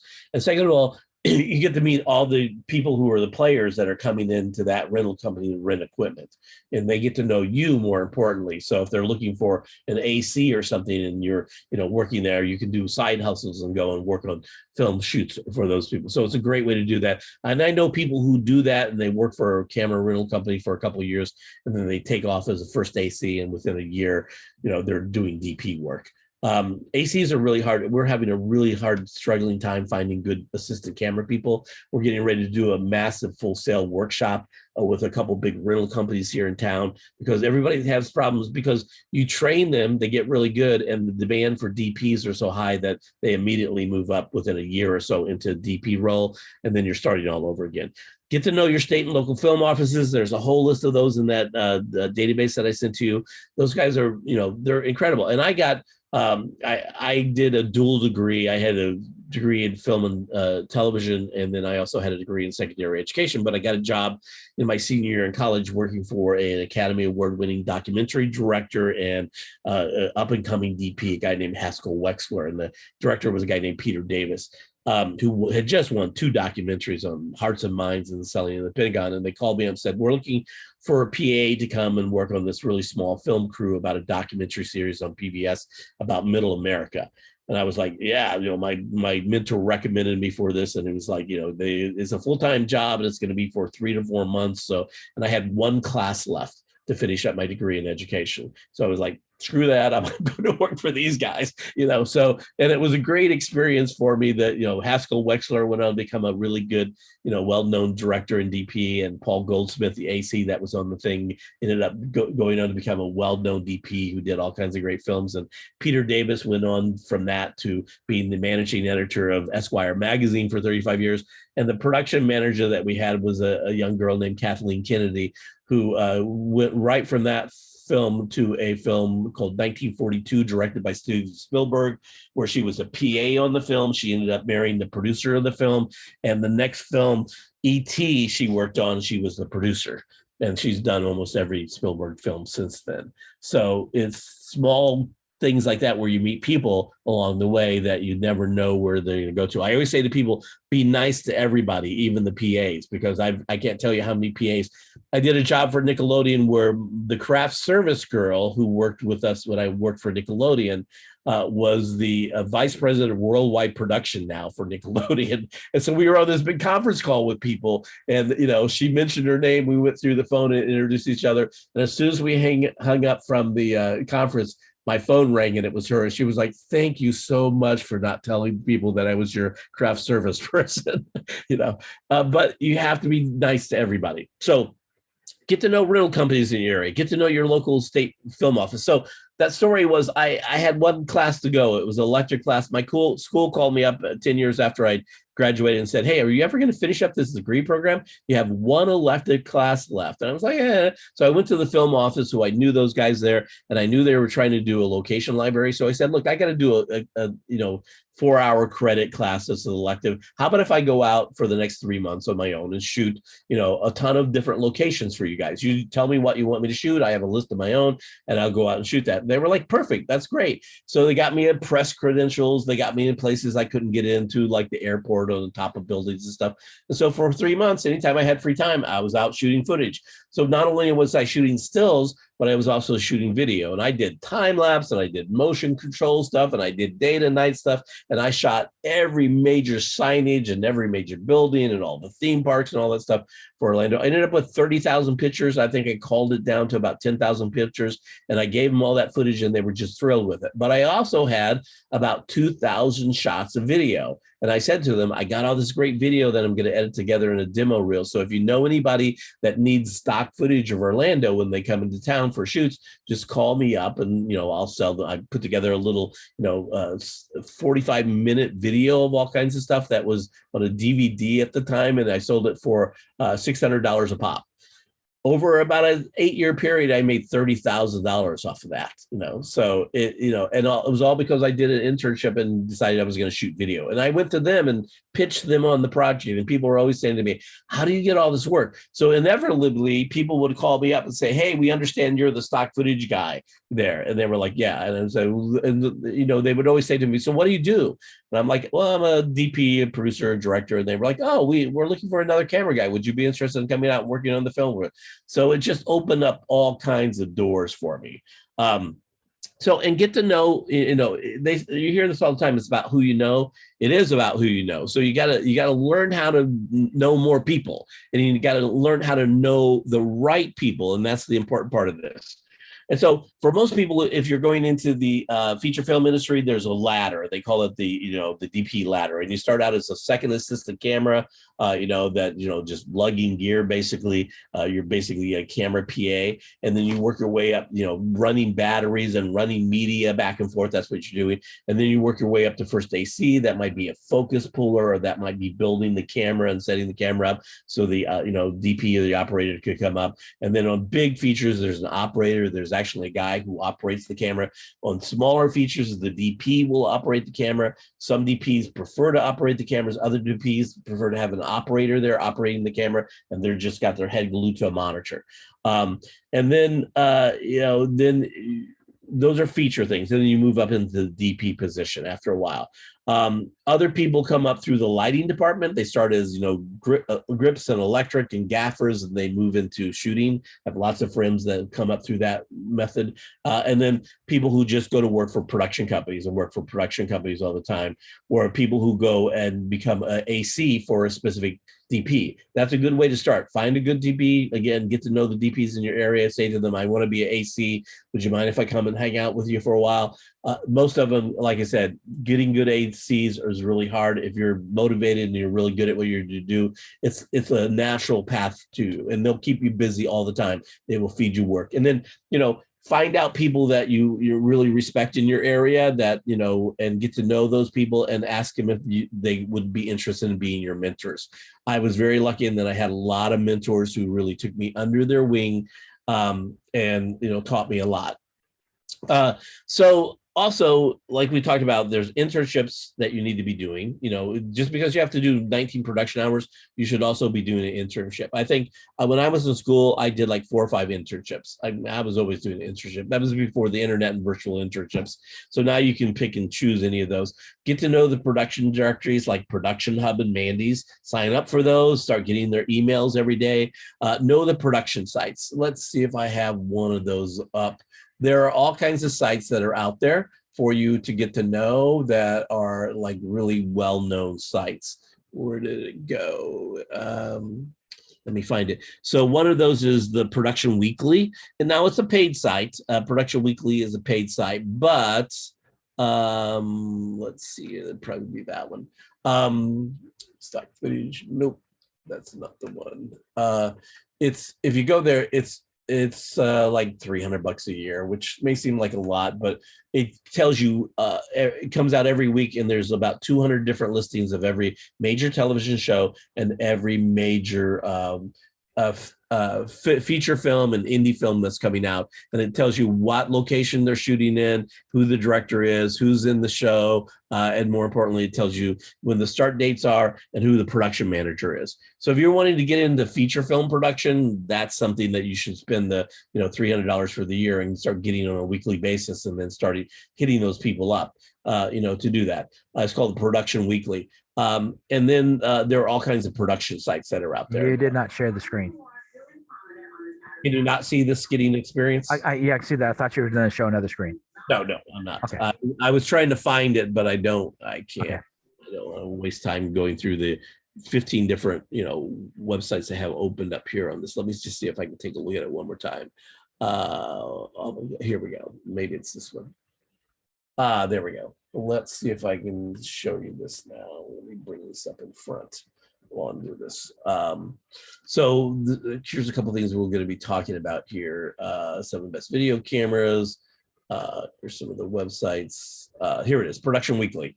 So if you look at this is what it tells you. Abbott Elementary. Okay, this was you could go and see samples of it, and you can actually go and look and see all the films. You can, if you do the research yourself, it will tell you all the shows that are in production on the cover sheet, and then you can go and do research on those and figure out what the production company is. But it's all here. It tells you when they're going to start, what the location is, who the producer is, who the writer is, who the production manager is, gives you the numbers and stuff. So if you're looking to get on things, especially feature films or television shows, this is like the Bible. This is what every professional uses. Now, also, most professional DPs that are a high-end DP, they have agents. And the agents, get notices from all these companies saying, hey, we're looking for a DP. So if you got an agent, they're keeping you busy, but you're also giving them 10 to 15% of your overall pay on this. And so you can see there's all kinds of stuff in here. And it just goes on and on and on and on. I think there are 218 different productions they go through where they talk about it. And it's all over Jersey City, Shreveport, Louisiana, Orange County, California, Austin, Texas, Scotland, Romania, Quincy, Massachusetts, lots of Los Angeles stuff, obviously, North Bay, Ontario. So it's really a pretty cool thing to get to know and use when we talk about that. Those are the production sites we're talking about. So let's continue on because we're going to go a little late here. So is it worth getting an agent as a DP? It depends on what city you live in. If you're living in LA or New York or Chicago or Minneapolis, or Atlanta, yeah, I would probably try to get an agent. But you're going to have a pretty good reel for an agent to begin to talk to you. Just know that, and it's a good deal if you don't have to pay them except for when they get you jobs, and most of them will get you jobs because they're tied into agencies. If you go to any of the big television agencies, and what people don't realize that there are television agencies out there that the networks go to these agencies to say, we need to get a showrunner, or we need to get a producer, or we need to get a director, and those people are rep by those agencies, and they say, here, think about this person, or here we have this person, or this person has done this. And so it's a good idea to do that. So we're still talking a little bit about experience and what you need to know. And so you need to get to know cameras. And anybody have a favorite assistant camera website that they know of? Anybody know of any assistant camera websites? So say that again. Assistant camera websites. Anybody have? What do you mean by that? A website specifically, designed for assistant camera people. Oh, Canon. You mean like Canon, like Canon? No. There are websites like let me show you this. Okay, so here's a website that you need to know. It's on the list, but I'm gonna give it to you now. Black and Blue is right there. blackandblue.com blog. They do a blog. So this is a website just for assistant camera people. Now, the cool thing about this website is that they do these camera guides. And so here's these little, for $9.99, the lowest price ever, you get 30 pocket guides. And so if you look at these are individual guides that are like, probably about 10, 12 pages long on the Red Epic, the Alexa, the Sony FS5, all the major camera manufacturers out there. So if you want to learn how to use all these things, for $10, you get these little guides to how to do that. But this, if you go to their blog, one of the cool things about this site that I always love to talk about here with these guys is on their blog, they also have, let's see, here's their blog. And let's see if I go into menus, it will allow me to do this. On their blog, if you type in apps, their site's a little quirky. So if you type in apps on their blog, you will see they have they probably have about 15 different articles on all the production apps you would ever want to know. And they talk about each one and they describe it on all that. And the other one is a website called the Water Cooler. Let's see if I haven't been on that site for a while. Yeah, it looks like I don't have the right one, but if you search for thewatercooler.com, you'll find it. So get to know those, but also get to know the camera manufacturers, and so in that list that I gave you, if you just visit each of those camera manufacturing sites and get to know those different cameras, that's like such an immense of education by itself. It'll take you about 10, 12 hours to go through all of them. But man, I'm telling you, you will learn so much, and explore their sites, because each of the sites have additional technical and learning opportunities and information and blogs. They all have blogs, and so they all have all kinds of stuff on there. If you haven't been to the Sony Professional website, for example, if you just go to that Sony Professional website and then scroll all the way down to the bottom, you'll see a list of videos down there that Sony has done about the FX6 and the FS5 and the FS7 and 9. And if you click on any of those, it will take you to even more videos. So there's a ton of resources out there, but just going through that. And the same thing with the lens manufacturers. If you want to get a quick education about lenses, that's the way to go. Now, the other thing I want to show you here is I want to show you a couple books. And this was a book that just came out about a year and a half ago. It is by one of my favorite authors, a guy named Gustav Mercado. Now, you can get this I always forget whether it's in Linda Learning or O'Reilly Learning, but you have access to this book in the library. You can also buy it for it's a book that I recommend everybody get. You're not going to pay $149. You can get the used version of this for like $20 or so. But it was a long-awaited book. Gustav teaches in Tennessee at a college there, but he's also a well-known filmmaker. And he did the original one called The Filmmaker's Eye, which is all about shot sequencing and shot blocking and stuff.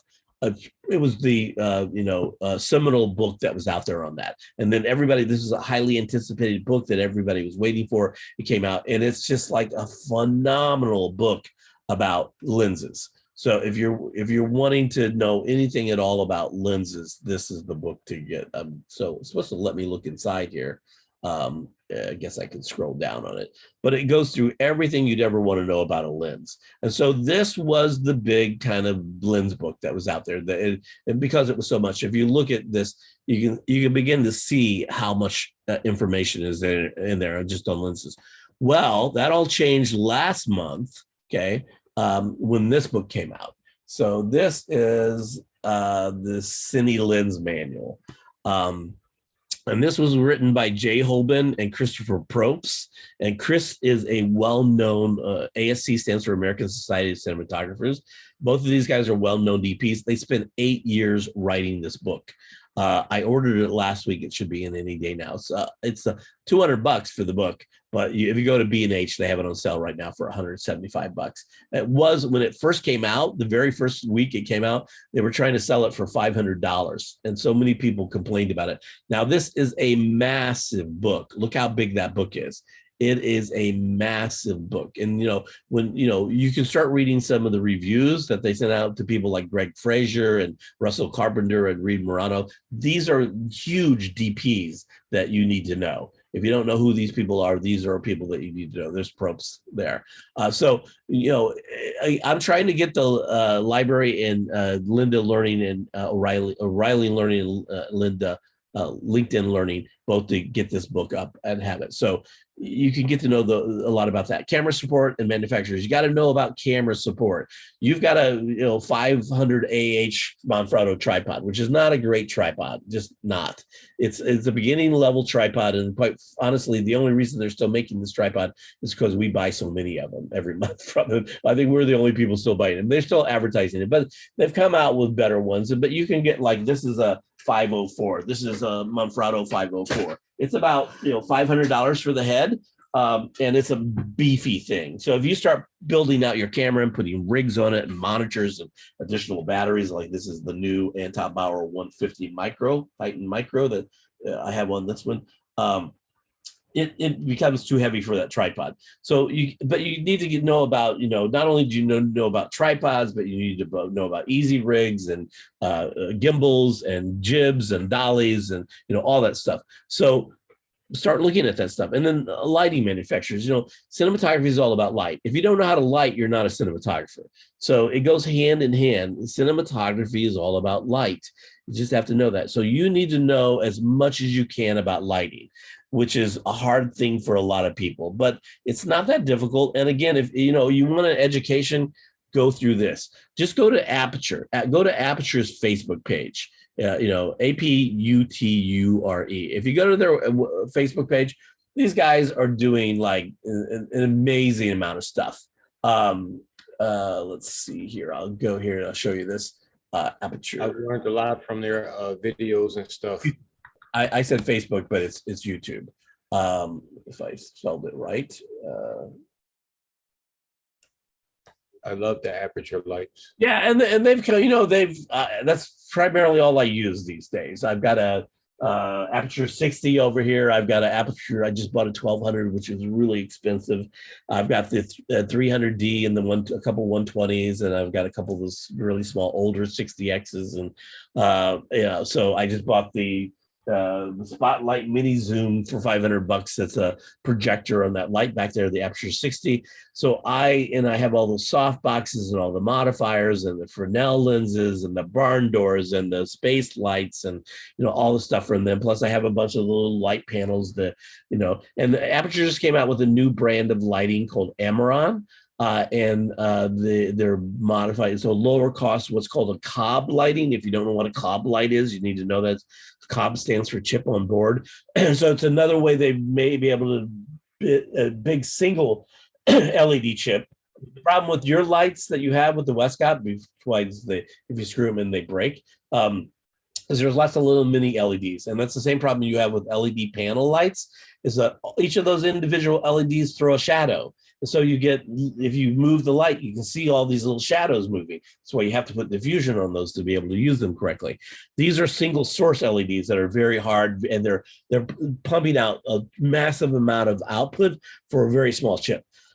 So, and they've come really down in prices. I mean, it's more than about 75% of the original prices now that you're seeing. So you got to get to know all those, and there's all kinds of lights in there. There's hive lights and plasma lights and RGB lights and tube lights and roll lights and Fresnel lights and just all kinds of lights in there. And then same thing with all the camera support stuff, all the cages and all the things you need, all the rail systems and the follow focuses and the map box and the monitors holder. So it's all that stuff. And then you got to have the right tool. If you're an AC, anybody ever heard the company called filmtools.com? It's another one of those companies that's on the list that you need to know. And Film Tools is like it's like, B&H, but it's really all about more expendables than anything else. And let me show you what it looks like there. It's like a toy store for anybody in productions. It's in Burbank, right over the hill by CBS there. And I swear to God, every time I go in there, I can't come away without spending $500 or $600. It's just, and it's all just expendable stuff. Here's the new Aperture Lightstorm 600D. This is a massive light, and the Amaron, this is their offshoot company. They just came out with their new wands. I have wands. It's funny that we were going through that list of lights on there, and every camera on that list, or every light on that list, I have at least one light from that company, Kino flows and all this stuff. So get to know this stuff. But if you look in here and you go camera, and let's see, we're in the camera department. Cameras, mobile tablets, monitors, car mounts, film accessories, films and accessories, camera accessories. You can do a AC kit. Let me just type in AC kit here. Otherwise I'll be searching through here, but it's kind of like I said, it's kind of like the toy store for anybody in the business. AC pouch. So if you're going to be a DP, you need some gear. You need to have some things on here. So let's take a look at this. And so here we go. Gloves, electrical stuff. It's a little too sensitive. So you can actually buy an AC pouch on here with all the gear you need. Gaffer, China markers, slate markers, all that stuff on here if it would load. There we go. And so this is what it looks like. And it's not cheap, 200, there are different versions of these. This is a flathead screwdriver for cameras, lens tissues, lens cleaner. These are old films they call Apple sticks and stuff for working in films, a chamois for your eyepiece, brushes. These are markers for slates. There's gaffer tape, white and black gaffer's tape in here, lens cleaner in here, a small mini slate, the pouch, Allen wrenches and things like that. So, and there are different versions of this. This is a small one. They also make a large one, and they have all the gaffer's tape and stuff that you can get. So you got to have the right tools. So you got to know what that is. And so when I talk about tools, that's what I'm talking about. You have to have, if you're going to be a DP, and like me, I have a ton of light meters and stuff, and I have, I get all this stuff. You have to have Macbeth charts and stuff. You've probably seen these, bigger versions of them, but I carry these around with me, so anytime I'm going to shoot, if I'm shooting log or raw, I'm shooting these at the beginning of every shot. So then when I get into post, I can lock on those and get color correction perfect very easily without spending too much time. Just those little cards that you need to have in your possession. So that's it. And then, of course, natural talent. We talked a little bit about natural talent. And so you can develop natural talent. I just want you to know that, but you need to know what natural talent you need. And so a lot of that is you need to, again, a DP kind of straddles the boundary between technical and aesthetics. But I always say that common sense plays a big role in, being a good DP. You got to be proactive about developing new technology. And really looking at new technology and knowing the technology. I get hired a lot because people know I'm a technology nerd. They go, oh, he's got the latest gear. Nobody ever asks me what camera I have. They just know I'm a technology nerd. And that's the perception that I've given out to people through my websites and through my Facebook pages and my posting and things like that. Oh, he's always got the latest gear, So I have people call me because of that.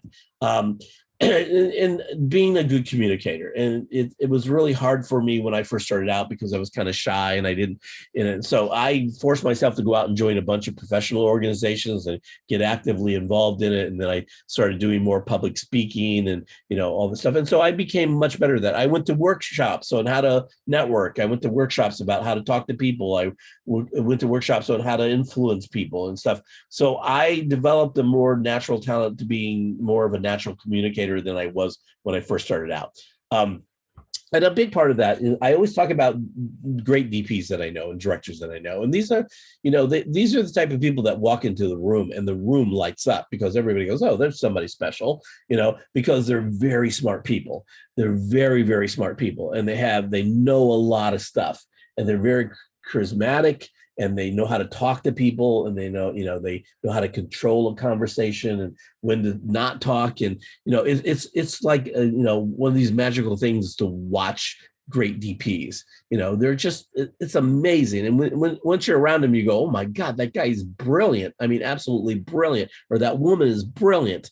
So it's about developing, common sense and good overall kind of understanding about knowledge, everything from current events to art to, anything that have to do with visual art. So it's all about becoming a lifelong learner. And that's what that list is all about. They're my top 50 websites, go on there. There's education sites. If you open up the education site part of that, you'll see things like Moviola and ZMed, and master classes and filmmakers workshop and the full-time filmmakers, and I belong to every one of those. I spend about $2,000 or $3,000 a year. Kelby One is another big one I belong to, and I joined a video maker, all those things. Some of them, they range from about $60 a month to a couple $100 a month, but they're worth it because I just get so much stuff. The new one that I got that I have a meeting this week with the school we're trying to get it for students. It's a new database called Shot Deck. And if you haven't seen this, it's so cool. It's I was on the beta site of this, and I've signed up for it as soon as it became available. And so you can go in and you can look at any shots from, they have, I think, I forget how many movies are up here. They download every Tuesday. They call it a Tuesday dump.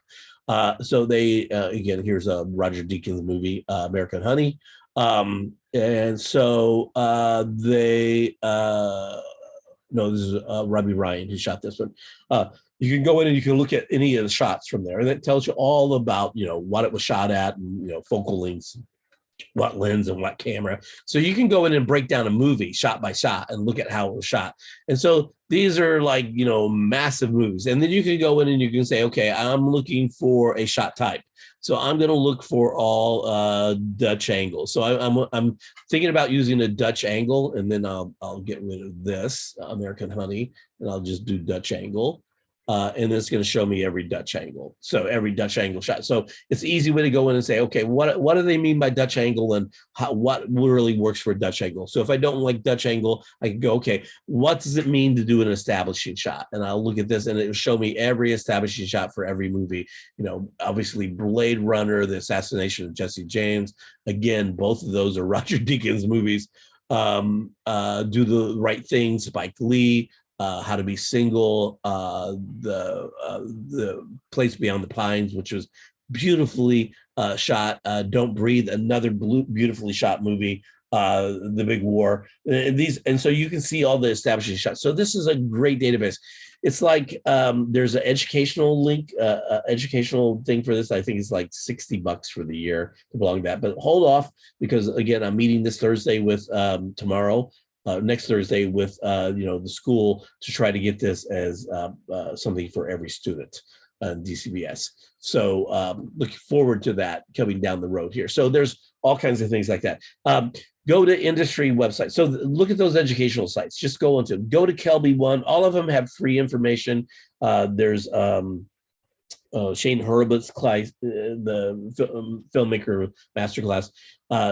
Shane Hurlbut is if you don't know who Shane is, he's done a lot. He's a DP who's done a lot of work. He was the guy that Christian Bale screamed at on the Terminator set. If you haven't heard that audio, just look at type in Christian Bale imploding on a DP, and that's Shane Hurlbut who is yelling at on there. And then there's industry specific websites. So look through that, and then all the bloggers. I go to lots of bloggers on there. Everybody knows Peter McKinnon, and they know Matt Hoopla, and they a lot of the big bloggers. But there's a lot of other ones out there that are really just as good. Potato Jets, and who's the guy I love? D for Darius Britt is another good one. So there's all kinds of Gerald Undone. If you haven't seen Gerald Undone stuff, it's great. If you're a blogger, check out his site, because he does Gerald. He goes to every major video bloggers studio, and he shows you how they get their studio set up. So it's really pretty cool. Professional organizations. Again, this was a big one I can't stress enough about. I belong to a lot of professional organizations, everything from SMPTE, the Society of Motion Pictures and Television Engineers, to CGRAPH, which is more about animation, to the Florida Public Relations Association, American Association of Broadcasters, NAB, National Association of Broadcasters, NAB, Women in Film and Television. I was on the board for most of those for 10, 15 years. So I got heavily involved in it. And it's just not enough to join. You have to go to the meetings. You have to meet the organizers. If you live in Atlanta, for example, if you take a look at who the board members are on the Women in Film and Television organization, they're the people who are running, Tyler Perry's studio, and TBS, and the big the British studio that's north of Marietta. There, the big one. It's the largest studio in London, where they do all the movies. But those are all the people who are on the boards of those organizations. So they all have to have committees, and so they all run committees. So get to know who those people are. Go and volunteer for the committees. You get to know the people, and it doesn't matter if they've never seen your work. They know who you are. If you work hard, they know your work ethic, and they will recommend work to you. It's pretty amazing. I go to a lot of conventions and workshops and seminars. I'm a big person. I used to go every year to multiple workshops, and I took vacations based around it. IBC in Amsterdam, in NAB in Vegas, and there's a big one coming up in a couple weeks here in Los Angeles called Cine West, which is the big cinema industry thing. There's stuff in New York. They're all over. So there's all kinds of stuff.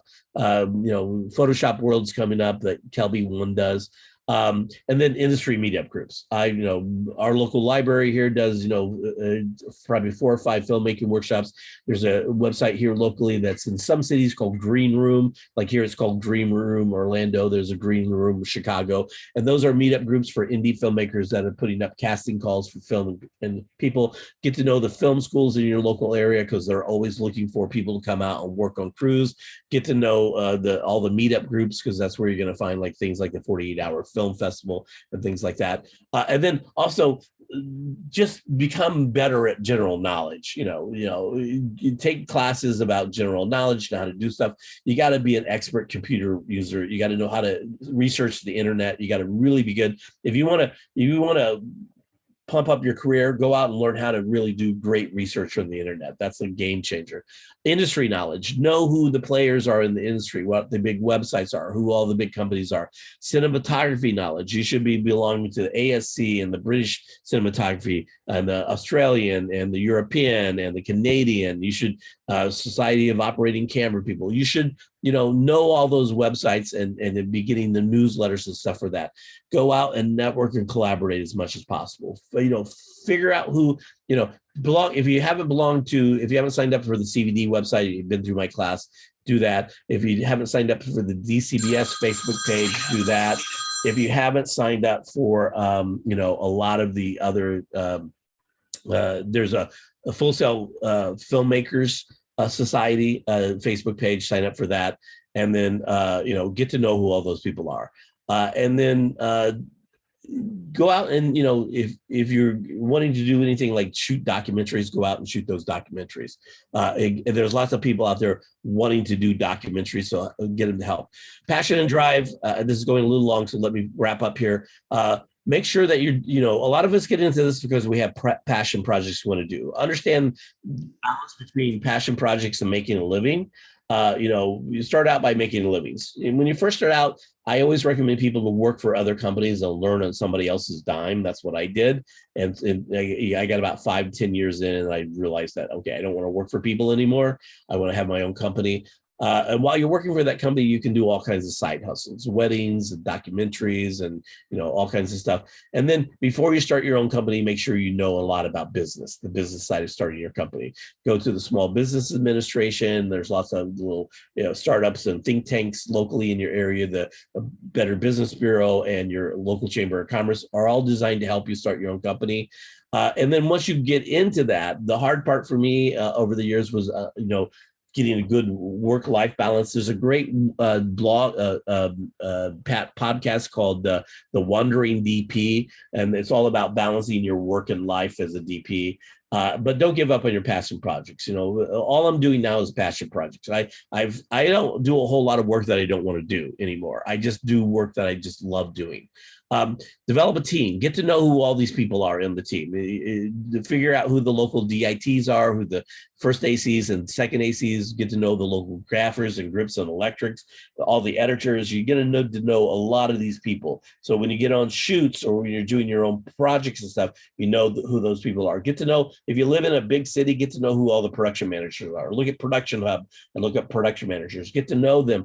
Those are the people you want to send your resumes and your demo reels to. Those are the people who hire everybody on a set. But start working with people who want to be ACs. If you want to be AC, get to know other ACs, because that's the way you're going to move up. You're going to become an AC, an operator, DP, and then move on to being a director.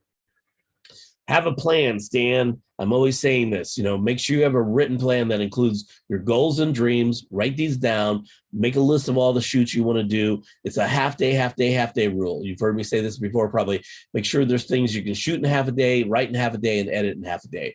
If you're going to school full-time, most of you have full-time jobs or families, you're not going to be able to do a lot of stuff on your own, but if you kind of stick to that rule, that will make it much easier for you. If you want to do a documentary, do a part of a documentary, an interview for the documentary. If you want to do a short film, do, every month, do one scene from that short film. If you're familiar with the film Sex, Lies, and Videotapes, that's how they did that. They shot a couple scenes, ran out of money, saved money, went back out and shot a couple more scenes. So do that.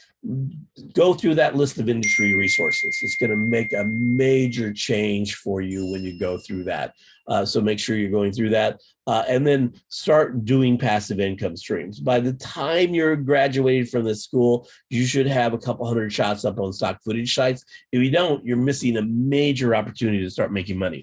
Do a 6-month plan. Talk about who the projects are, what kind of clients you want to do, what the vertical markets are that you're going to look at, what you're going to be doing for your demo reel portfolio and website. Start looking at developing a relationship with banks or credit cards specifically for your company. Just use those only for the production company. I have a personal account, I have a joint account, I have a business account. So make sure that you do that. Know and get to know an account, because most people who start out as freelancers end up after the first year owing several $1,000s in taxes because they don't think about it. You have to think about insurance, you have to think about gear and what you need to learn down the road. And then have a 1-year plan, and then have a 5-year plan, and then have a 10-year plan. And it's never too early to start thinking about an exit strategy. So I'll be the first one to tell you that. It's never too early. Remember, it's a business first. So you have to approach it like a business. Are you going to be a freelancer? Are you going to be an independent contractor? Are you going to be a sole proprietor? Are you going to have a limited liability corporation? Are you going to be a subchapter S corporation? Are you going to be a nonprofit? So you got to figure all that out. At one point in my life, I was an independent contractor. I had a sole proprietorship. I had a limited liability corporation, and I had a subchapter S corporation, all at the same time. Make sure you have a relationship with your bank and your accountant, because you need that. Some banks are much more user-friendly to the creative industry than others. So you got to get to know who those are. All the stuff we talked about. Do you have a company name, a business card, digital stationery, a website, a portfolio, a demo reel? Do you know what you want to put on that? Do you own your own gear? That's not great. So that's gear. Or are you going to rent gear? And do you have, do you have kind of set up with other rental houses or other owners and operators that you can rent gear from? You have accounts with those people? Do you have a list of the crew and resources in your area, gear, facilities, and talent? Do you have an office? Are you going to work from your office? Are you going to work from your home? Do you know the tax regulations about taking that off all the stuff from your home, whether or not you're renting or owning the home? Are you going to share production space with other people? I've done all those things. So you got to be thinking about all those things. And that's all part of the business side. And again, here's the other two things that we talked about Production Hub and Mandys. Okay, so that's a lot of information we went through. Anybody have any questions? I know I kept you a little bit longer. No question. What if we can't get a girl to do our project? Can we like buy one of those mannequin things? For which project? You're talking about my week 4 project? No, you got to have people. You got to have people. Yeah, you got. The whole point of that is you got to learn how to like people. And so you can't be the talent. So you got to be behind the camera. We've tried it before. So you're unless you're getting into like, the high end actor stages, and even those guys that are directing and doing that stuff, they have a crew of about 200 people standing by helping them. So you always have to have, we've tried not letting people be their own talent. And it never works out. I just got a shot from the directing class where the girl shot an entire short film and she was the talent on it, and everything was out of focus, and her head was cropped off, and the framing was just horrible because she tried to be the talent. And every time we tried to let people shoot their own selves, you never get out of it what you need to get out of it. So it's a hard no for us after trying. And those people always failed the assignment. They always failed. Not one of them ever got a passing grade on the assignment. So we just said no. So any questions about becoming a DP or a cinematographer? Or, what's the difference between a DP and a cinematographer? There really isn't. That's it. I've got a question. I'm sorry. The only question I have is, are we going to get a copy of the recording? Yeah, it'll be available in the next week or so. We'll put it up on the Full Sail One. Okay, thank you. Yeah. Yeah, during the class, you had made a comment, the Zoom meeting on a class, you made a comment about possibly doing you had something to give out, or was that for last night's meeting? No, that was the last month meeting. We usually give away door prizes on these, but this was kind of the last minute thing. So yeah. But stay tuned. Every month we do these, and depending on, I'm usually the one giving away stuff. So 2 months ago we gave away a Westcott Learning Light, and we were always giving away hats, Full Sail hats and t-shirts and things like that. So we gave away a slate. Last year we gave away a MacBook Pro, and a guy had updated his MacBook Pro, one of the guest speakers, and had his MacBook Pro refurbished and gave it away to a student. So we're always trying to do things like that, but unfortunately, I don't have anything for you tonight. My question is, are you ever going to make your debut as a director? I direct all the time. I direct a lot. So yeah, I've done all kinds. I've done short films. I've done little indie films. I spent not last year. I got off. I spent 4 years producing and directing a Nat Geo show called Dr. K's Exotic Animal ER. And I've directed, episodes of Secrets of the Zoo and, Street Science. And I've directed a lot of stuff. So I continue to direct. I'm directing and producing a documentary right now on mental health and homelessness. And when I'm out on a shoot like I'm doing next week with this admiral, I'm a DP director. That's that's my role. So pretty much everything I do, and I'm of course I do a gazillion videos all the time. So I'm always shooting. I shoot every day. I mean, I shoot time lapse. I shoot all kinds of stuff. I'm always have a camera with me, always. So even if it's a cell phone, I'm shooting stuff. So how much is the extra credit for attending this we're going to be? Well, you have to talk to your individual instructor. Some instructors, like you've got Jen Miller for producing, she gives you extra credit and GPS points for this. And I think there's a couple other instructors, there's individual classes that do that. What about you're my instructor right now? DVD, I don't give any credit for this. This is you should be attending this stuff. I give you lots of opportunities there. Each week there's a extra credit assignment and you can turn in an extra shot. So there's lots of extra credit. I've got a question. Yeah. Okay. So since the FS5 is being phased out of the school and everybody's moving on to the FX6, is there going to be a time where I might be denied a job, or am I going to be affected if I have the SF5? Is it going No. FS5. Here's the thing that we need to know, and we talk about this all the time. If you've got a 29-month degree, we're going to change cameras 3 times on you. Probably. It used to be that cameras would last. I've been here 6 years, and this is the 4th camera. Why can't you hear me? So in 6 years, we've gone through 4 cameras: FS700, the FS5, the FS5 Mark II, and now the FS6.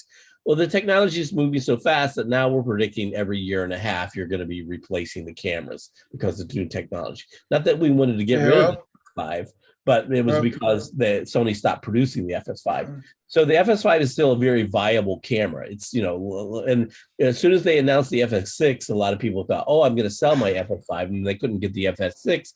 So a lot of people were starting to dump the FS5, then people were buying them up and right and left because they were such a great camera for that price that if they had one, they wanted to get 2 so they could have 2 camera shoots. And so, yeah, the price is still maintained pretty high. Still, you can get them now for $2,000 or $3,000, that are used out there.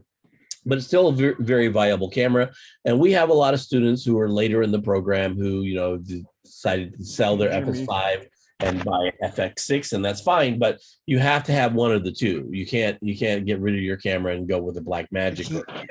You have to, 70% of the footage that you shoot in this degree program has to be on an FS5 or FX6.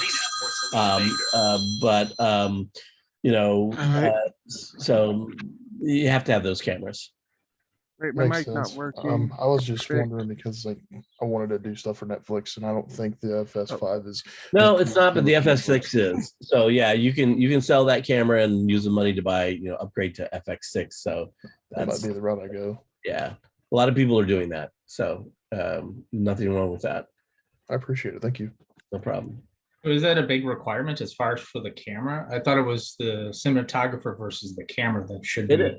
It is. Nobody, like I said, nobody ever says, what camera do you shoot with? They don't care what camera I'm shooting. All they care is that I know how to use the camera to great looking images. So a camera is a box with a hole in it. So that's it. It's nothing, it doesn't matter what camera you use. And I shoot if you're an independent DP, trust me, almost every shoot you're going to be shooting different cameras. So you got to know a lot of cameras. So, do I have favorites that I like using one over the other? Yeah, I do. But that's, personal preference. I don't, even though I own a bunch of cameras, I always let the project dictate what camera I need. So I just shot with the Arri LF, not long ago, because that was what the camera wanted to be. I had a client wanted to shoot at 8K, so I got a Blackmagic a Blackmagic 8K camera and shot on a Blackmagic. Even though I've got a bunch of cameras, I ended up renting that camera for that. So camera is secondary. It's the craft. We always say this all the time. Sure, we give you these great cameras and stuff, but it's really what we want you to understand is all about the craft. Nobody's going to hire you because of the camera you have, although it will open up a lot of doors for you. But if you don't know how to use that camera, those doors are going to close pretty fast on you. So you just got to know that. I have a quick question. I'm in a small town, started editing, going to school for editing and cinematography. How would I get my foot in the door right to start for the project? Yeah, I've been trying to apply. You always said you need either experience or you Yes. need a degree, but you can't get the experience, but I can't find people to get experience with. Virtual internships. Look on virtual internships. Look on internships.com and look at virtual internships, and you'll see lots of editing internships. You know, people want people to come and edit the stuff. If you're an editor, you can get a job anywhere. You know, that's you got to be a good editor, and you got to know how to color correct. You got to know how to do audio post production, and so 2D and 3D graphics. It's not just about being the editor. If you want to be a well-rounded editor, you got to know how to not only cut well and tell a story visually with editing, but you also have to know how to use sound effects and music and audio and graphics and 2D and 3D and color correct, and and you got to know the difference between color grading and color correcting, and so there's a lot to know, and so but the only way to do that is start working. If you live in a small town, what's the small town you live in? What is you have a big city near you? Right, Reno, but that's an hour away. Reno. Okay, so you live in Nevada. Yeah, like Fallon, near Naval Base. Yeah, so talk to the naval base people and see. They probably have productions going on there all the time that you probably don't know about. And I spent a lot of my life doing DoD training videos. Now, again, it was another one of those things where they paid extremely well and they were very thankful, and I got to do cool stuff like riding tanks and firing missiles and stuff like that, land on aircraft carriers and flying F-16s, and there's lots of stuff. But just you go out and edit stuff, even in a small town. There's a guy I know that lives in a small town in Idaho, who makes a living by doing small internet videos for local stores and stuff. He doesn't charge a whole lot. I think they're $400 to $600, but it's like he goes out and shoots for like 2 or 3 hours. He writes the script and then adds together these little 30-second to 60-second things for them so they can use on their internet site, because everybody has a website and everybody needs video for that website. And the people that don't have video on the website don't do it because they don't know how to do it. So it's as simple sometimes as just having a piece of footage that's looping, one shot that's looping, or telling a little short story. You're not going to put 5-10 minute things up there. You're going to have a little 20, 30-second clips of things up there. That's what they want to see. Testimonials from customers, the owners of the company. Everybody likes to see themselves on their website. So, it's just a matter of identifying who those people are and then going out and trying to, the other big thing about being a DP and, cinematographer, you got to be part salesman, you got to sell yourself. And so, especially if you're going to have your own production company, you got to figure out how to get clients and how to get business. And that's a whole other thing. Again, get to know who the local chambers of commerce are, and all those people. Those are your customers, and if they know you from being in the meetings and seeing you around, then it's much more likely that they're going to hire you. That's why all those people go to those meetings, is so that they can meet and network and get to know people. So it's kind of a cyclical thing. Once you get into the loop of it, you go, okay, here we go, we're on the merry-go-round right now, we're going to take this ride. And so it's just a matter of knowing how to do all that stuff. And get to know, go out and meet people. Most people like to talk about themselves. And so when I was starting out, I would call up companies and say, hey, my name's Randy Baker. I'm a director, DP, camera guy. And I just moved into town and I looked up your company and I was really impressed with it. Do you have like a half hour or so to spend with me that I can talk to you and tell you, find out more about your company, and I can tell you about myself? And they would go, no, we don't, sorry, we're busy. So I was like very dejected. And then a friend of mine said, you need to write an article about the production in the area. So I called up a regional production magazine and said, hey, would you mind if I write an article about, different production companies in the area? And they're like, oh, absolutely, we'd love that. So, we don't pay much. It's only $600 an article. So I was getting paid to write the article, but I'd call those same production companies up and say, hey, my name is Randy Baker. I'm a freelance writer. I'm writing an article for Marquee Magazine about production companies. Would you have a couple minutes that you can spend? I'll send you some questions that I'm going to ask, and I'll do an article and publish it. They would take me to lunch. They would spend 2 or 3 hours with me. They'd show me around, introduce me to everybody else. And inevitably in the conversation, they would say to me, what do you do? are you just a full-time writer? I'm like, no, I'm a DP, director, producer. And they're like, oh, what kind of stuff are you? And so it's like a natural introduction. They were like, oh, we need to hire you, you know? And so if I wrote a really good article about them, then 9 times out of 10, they would hire me. So it's the same thing now, but you can do the same thing on your website or your blog. You can call up people and say, hey, you know, I've got a blog about production in the Cleveland area. Would you mind if I come out and do a short interview with you? Look at Gerald Undun's things where he goes and looks at all the other different bloggers' websites or, you know, studios and stuff. That's the type of stuff that people want to know. And it's like, we talk about this all the time about, you know, posting on the web. You have this great platform to be able to post on the web to build a persona about who you want people to think about who you are, you know. So think about what you're doing. And there's, you know, there's a method to the madness, you know. At the beginning of the week, post something that you want people to understand and learn from, you know, something here's a really cool article, or here's a really cool video that explains something very well. Here's the new tutorial on post-production. By the way, before I forget to do this, there are a couple things that you guys need to see. That I just want to show you real fast. Here is, no, that's not it. That's not it either. Let's see here. I threw, this is the new red camera, the V-Raptor.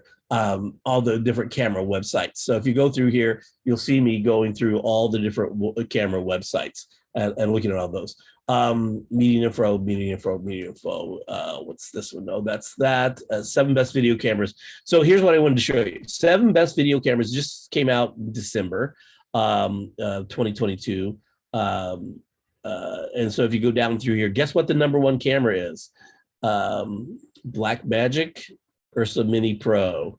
Okay, this was the old one. This year, guess what the #1 camera is? The FX6. So it's pretty cool that that's the new one. This is another website, Frame.io, that was just recently bought by Adobe. And if you look at your Adobe Creative Cloud now, you'll see Frame.io in there. Frame.io is a collaboration software, and this is a pretty massive company. If you go in there and do the Frame.io workflow, look at this. I want to show you this. If you click on Start Reading, this is a massive article on every post-production workflow, starting from ingestion to post. It's incredibly comprehensive. And so if you go through it, it starts with capture and it goes through it teaches you everything you need to know about codecs and, you know, any of the technical stuff about it, how to prep for production going in there. And you just have to sign up for it. It's free. Dailies and organization. It goes on and on and on. It's massive. Color correction and sound and all. So if you want to learn about post-production, that's the way to go. The other thing I wanted to kind of turn you guys onto is this. The Cinematography Manual, the ultimate guide to becoming a director of photography by Studio Binder or Premium Beat. Now, if you look at my top 50 websites, you'll see that Studio Binder and Premium Beat are 1 and 2. These are the premier sites that you need to be going to getting information. Premium Beat is a stock footage company and music library company. Studio Binder is a production software company. They're not, but they've got the best blogs in the world. Anything you want to know, these guys do it. It's up there with like No Film School and Filmmaker IQ and, you know, Film Riot. Film Riot, by the way, is a website. If any of you guys have visited, a guy named Ryan Connolly started it. Ryan's not a DCBUZZ, but a Full Sail graduate in the film department here. So lots of us out there. Okay, any other questions before we move on? I have to run. I still got grading to do tonight. I wanted to know, is it possible? You can go first. Thank you so much. I first just wanted to say thank you so much. This was so insightful. I can't wait to come back again and learn more from you. I had a silly question. Would you ever be opposed to parting with one of your creative pieces that you've made? Not at all. You know, I usually I've been so busy recently working on projects and stuff that I haven't. But if you have something specific that you're looking for, let me know. I'll make it and send it to you. Oh my gosh! I have. Thank you so much. Yeah, and I do all kinds of stuff. Just send me an email, rdbaker@fullsail.com. and remind me, and I'll send you some of the work I have laying around here so you can pick and choose. And Oh, that's amazing. Thank you so much. I do all kinds of stuff. I just finished a piece for a friend of mine that is a those little curio cabinet things that they look like the old print holders and stuff, and it had 36 different little boxes in it, and I painted it and filled it up with 36 different light meters from all over the world and gave it to him as a birthday present. He's a DP in town. He does a thing called a Russian arm. He's a Russian arm operator, and he was like blown away. He was like, "Oh my God, this looks incredible!" And that would probably make my year. I probably have 200 light meters in a box in there, and literally, like I said, this is one of 3 rooms I have in my house, so it's filled with cameras. And so I'm always getting, I have dealers all over the world now looking for. I'm down to about 240 cameras I need to get to really finish out a lot of my collections. I try to collect entire collections of cameras. So do you have a Canon XC15? I don't. I know exactly what that is. I'm actually looking for one of those for a friend of mine. It's a really nice little camera. Okay, well, I own one, and I'm just, I started off with a G7X Mark III for vlogging. Yeah. And then I went on to the XC15, and I'm just, I'm so green when it comes to it. I'm still learning the process of how to navigate the menus, if you will. So I was just wondering if you had one of those that you might be able to give a pointer or two. I don't, but again, send me an email and I'll look and give you some, tutorials, find the better tutorials that are out there on there. So absolutely. Yeah, again, I get 400 emails a day from, all these different sites. That's the other big tip I'm going to give you. If you're going to start signing up for these websites, create a different email and have it all go to that email so that you're not just that way you can, look at it when you have time and it doesn't, bog down on you. That's a really big tip that I would recommend to you because, I've separated mine right now. And I think I checked them this morning and went through all my emails and I just checked again. And I have 422 emails in there, and it's like sign up for things like Anorama Deal of the Day or B&H Deal of the Day and stuff. You get, 60 to 50% off products sometimes if you're just looking at that stuff. And so again, sign up for every camera, manufacturer. All of them do blogs and newsletters. So it's just a massive amount of information that if you're really wanting to get good at this, it's just, you can overdo it, which I tend to do, but you got to learn how to pick and choose the information that you want from those companies. But it's an amazing amount of stuff. Definitely. Thank you so much. No problem. Yeah. So anybody else before we go? Yeah. Earlier you was talking about there's a project where people were, there was their own actors and all that. I wanted to know for that project, is it possible that we could do it in a different medium so that like instead of it's, what would be the word? Instead of it just be physical work, we could do it like digital, like use animation, things of that nature. Is that possible? That project was in my class, and so not for my class. No, it's really a project that's designed to teach you how to do light and frame and compose people.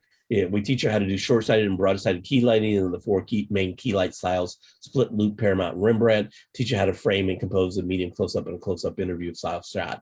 So that it's a very specific assignment with very specific learning objectives. So, and we also want you to learn how to book talent and then work with talent and pose talent. So it has to be talent.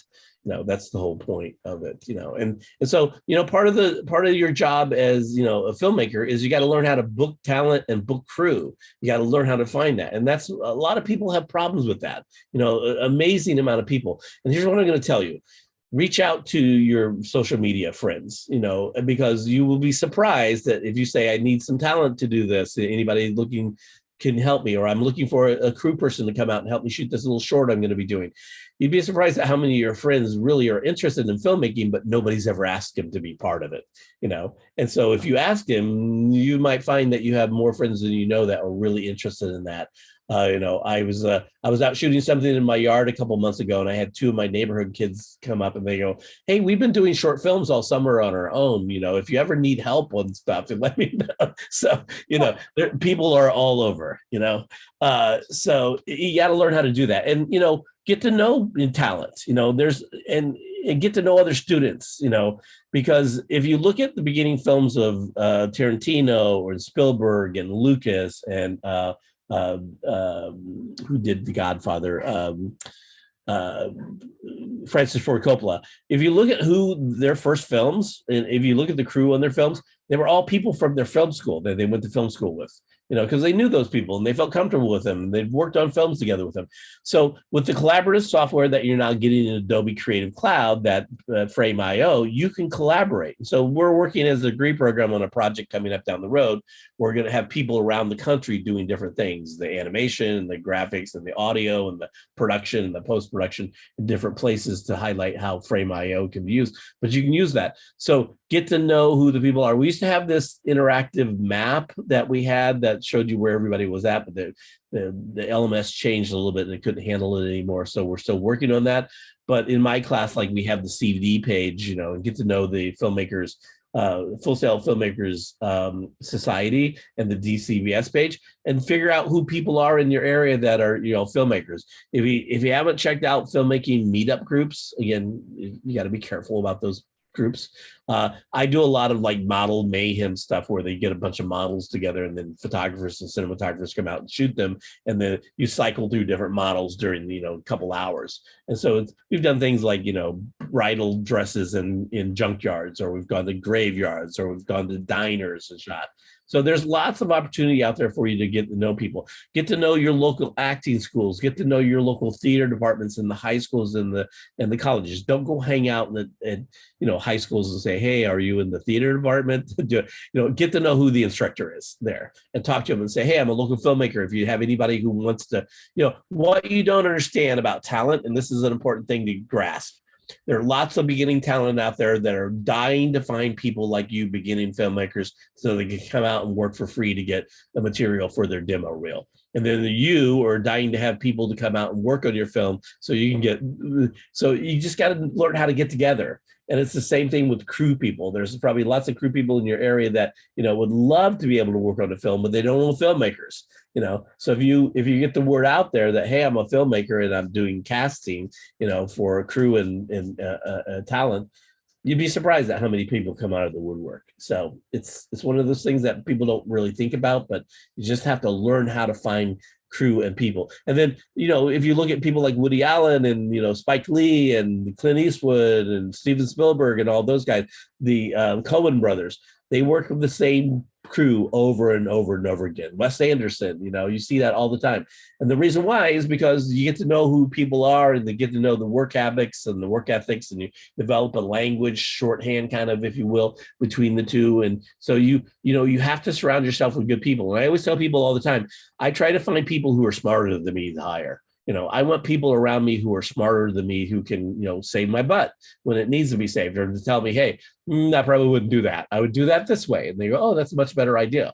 Remember what we said, it's the DP's job is to help the director collaborate with them, to offer them ideas that they may have not thought of before. I do that with everybody. I have an open communication, a very collaborative set.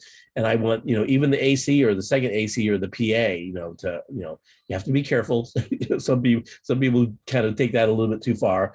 I've had PAs who thought they could start directing talent on sets before. It didn't last very long. Going to public relations using a Canon 2 M50. So what month are you in the degree program?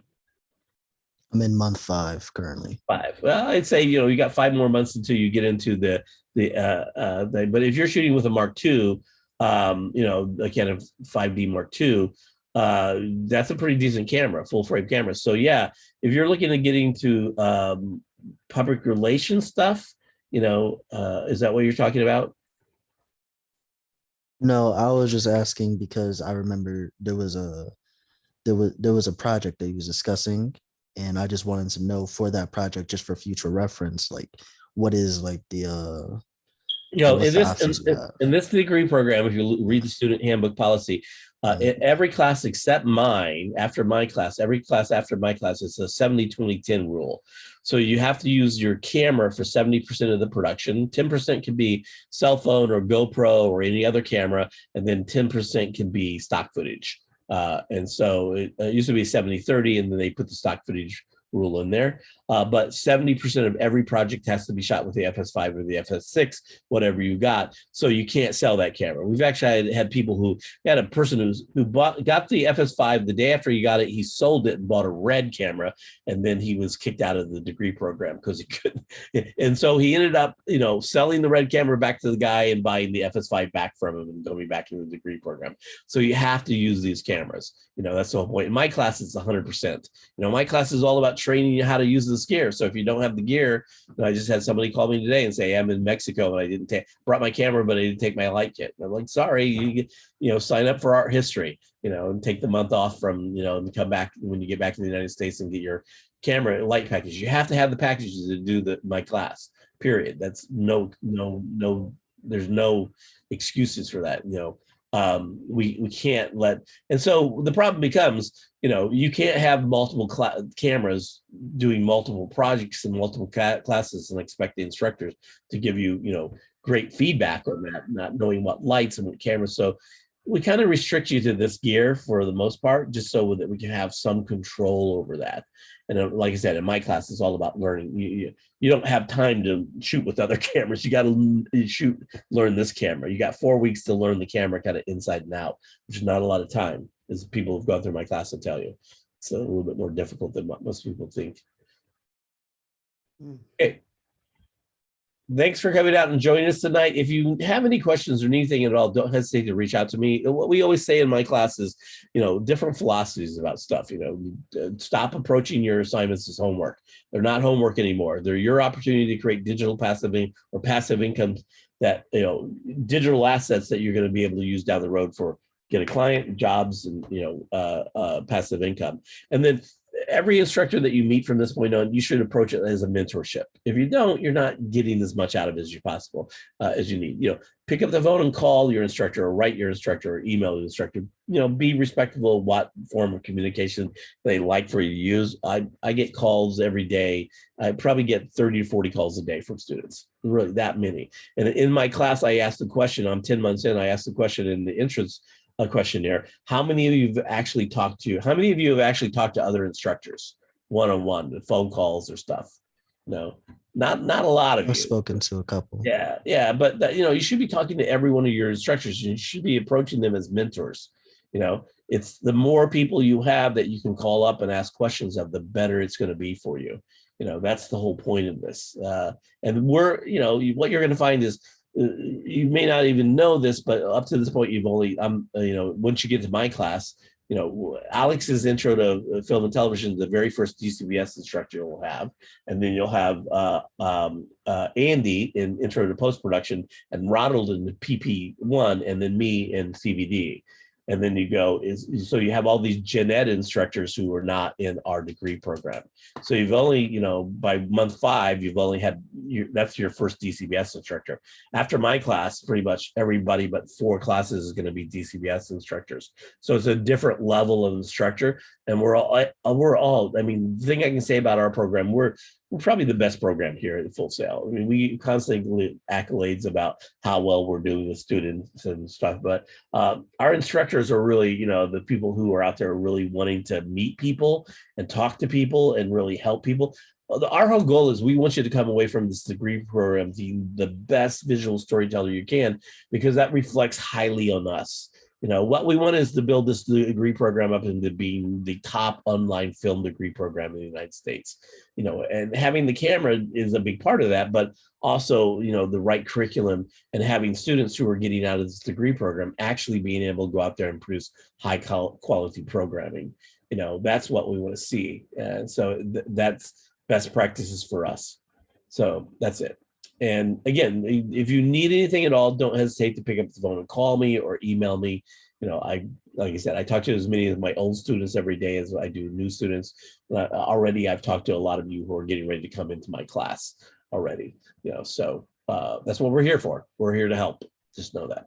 Okay, well, thanks for coming out, guys, and I'll talk to you soon. Again, this will be posted in Full Sail 1 probably within the next week. so you'll have access to this as well. And we'll make sure that we get the database up there. And if you have any ideas about other things you'd like us to see us do, usually we try to bring in guest speakers instead of boring on me. But we have some a filmmaker coming in next month, and then we're doing a thing with Adobe on stock footage coming up in a couple months. And so we have some exciting DCBUZZs coming in. So that's it. Thanks again for coming out, and I'll talk to everybody soon. Thank you. You're welcome. Bye.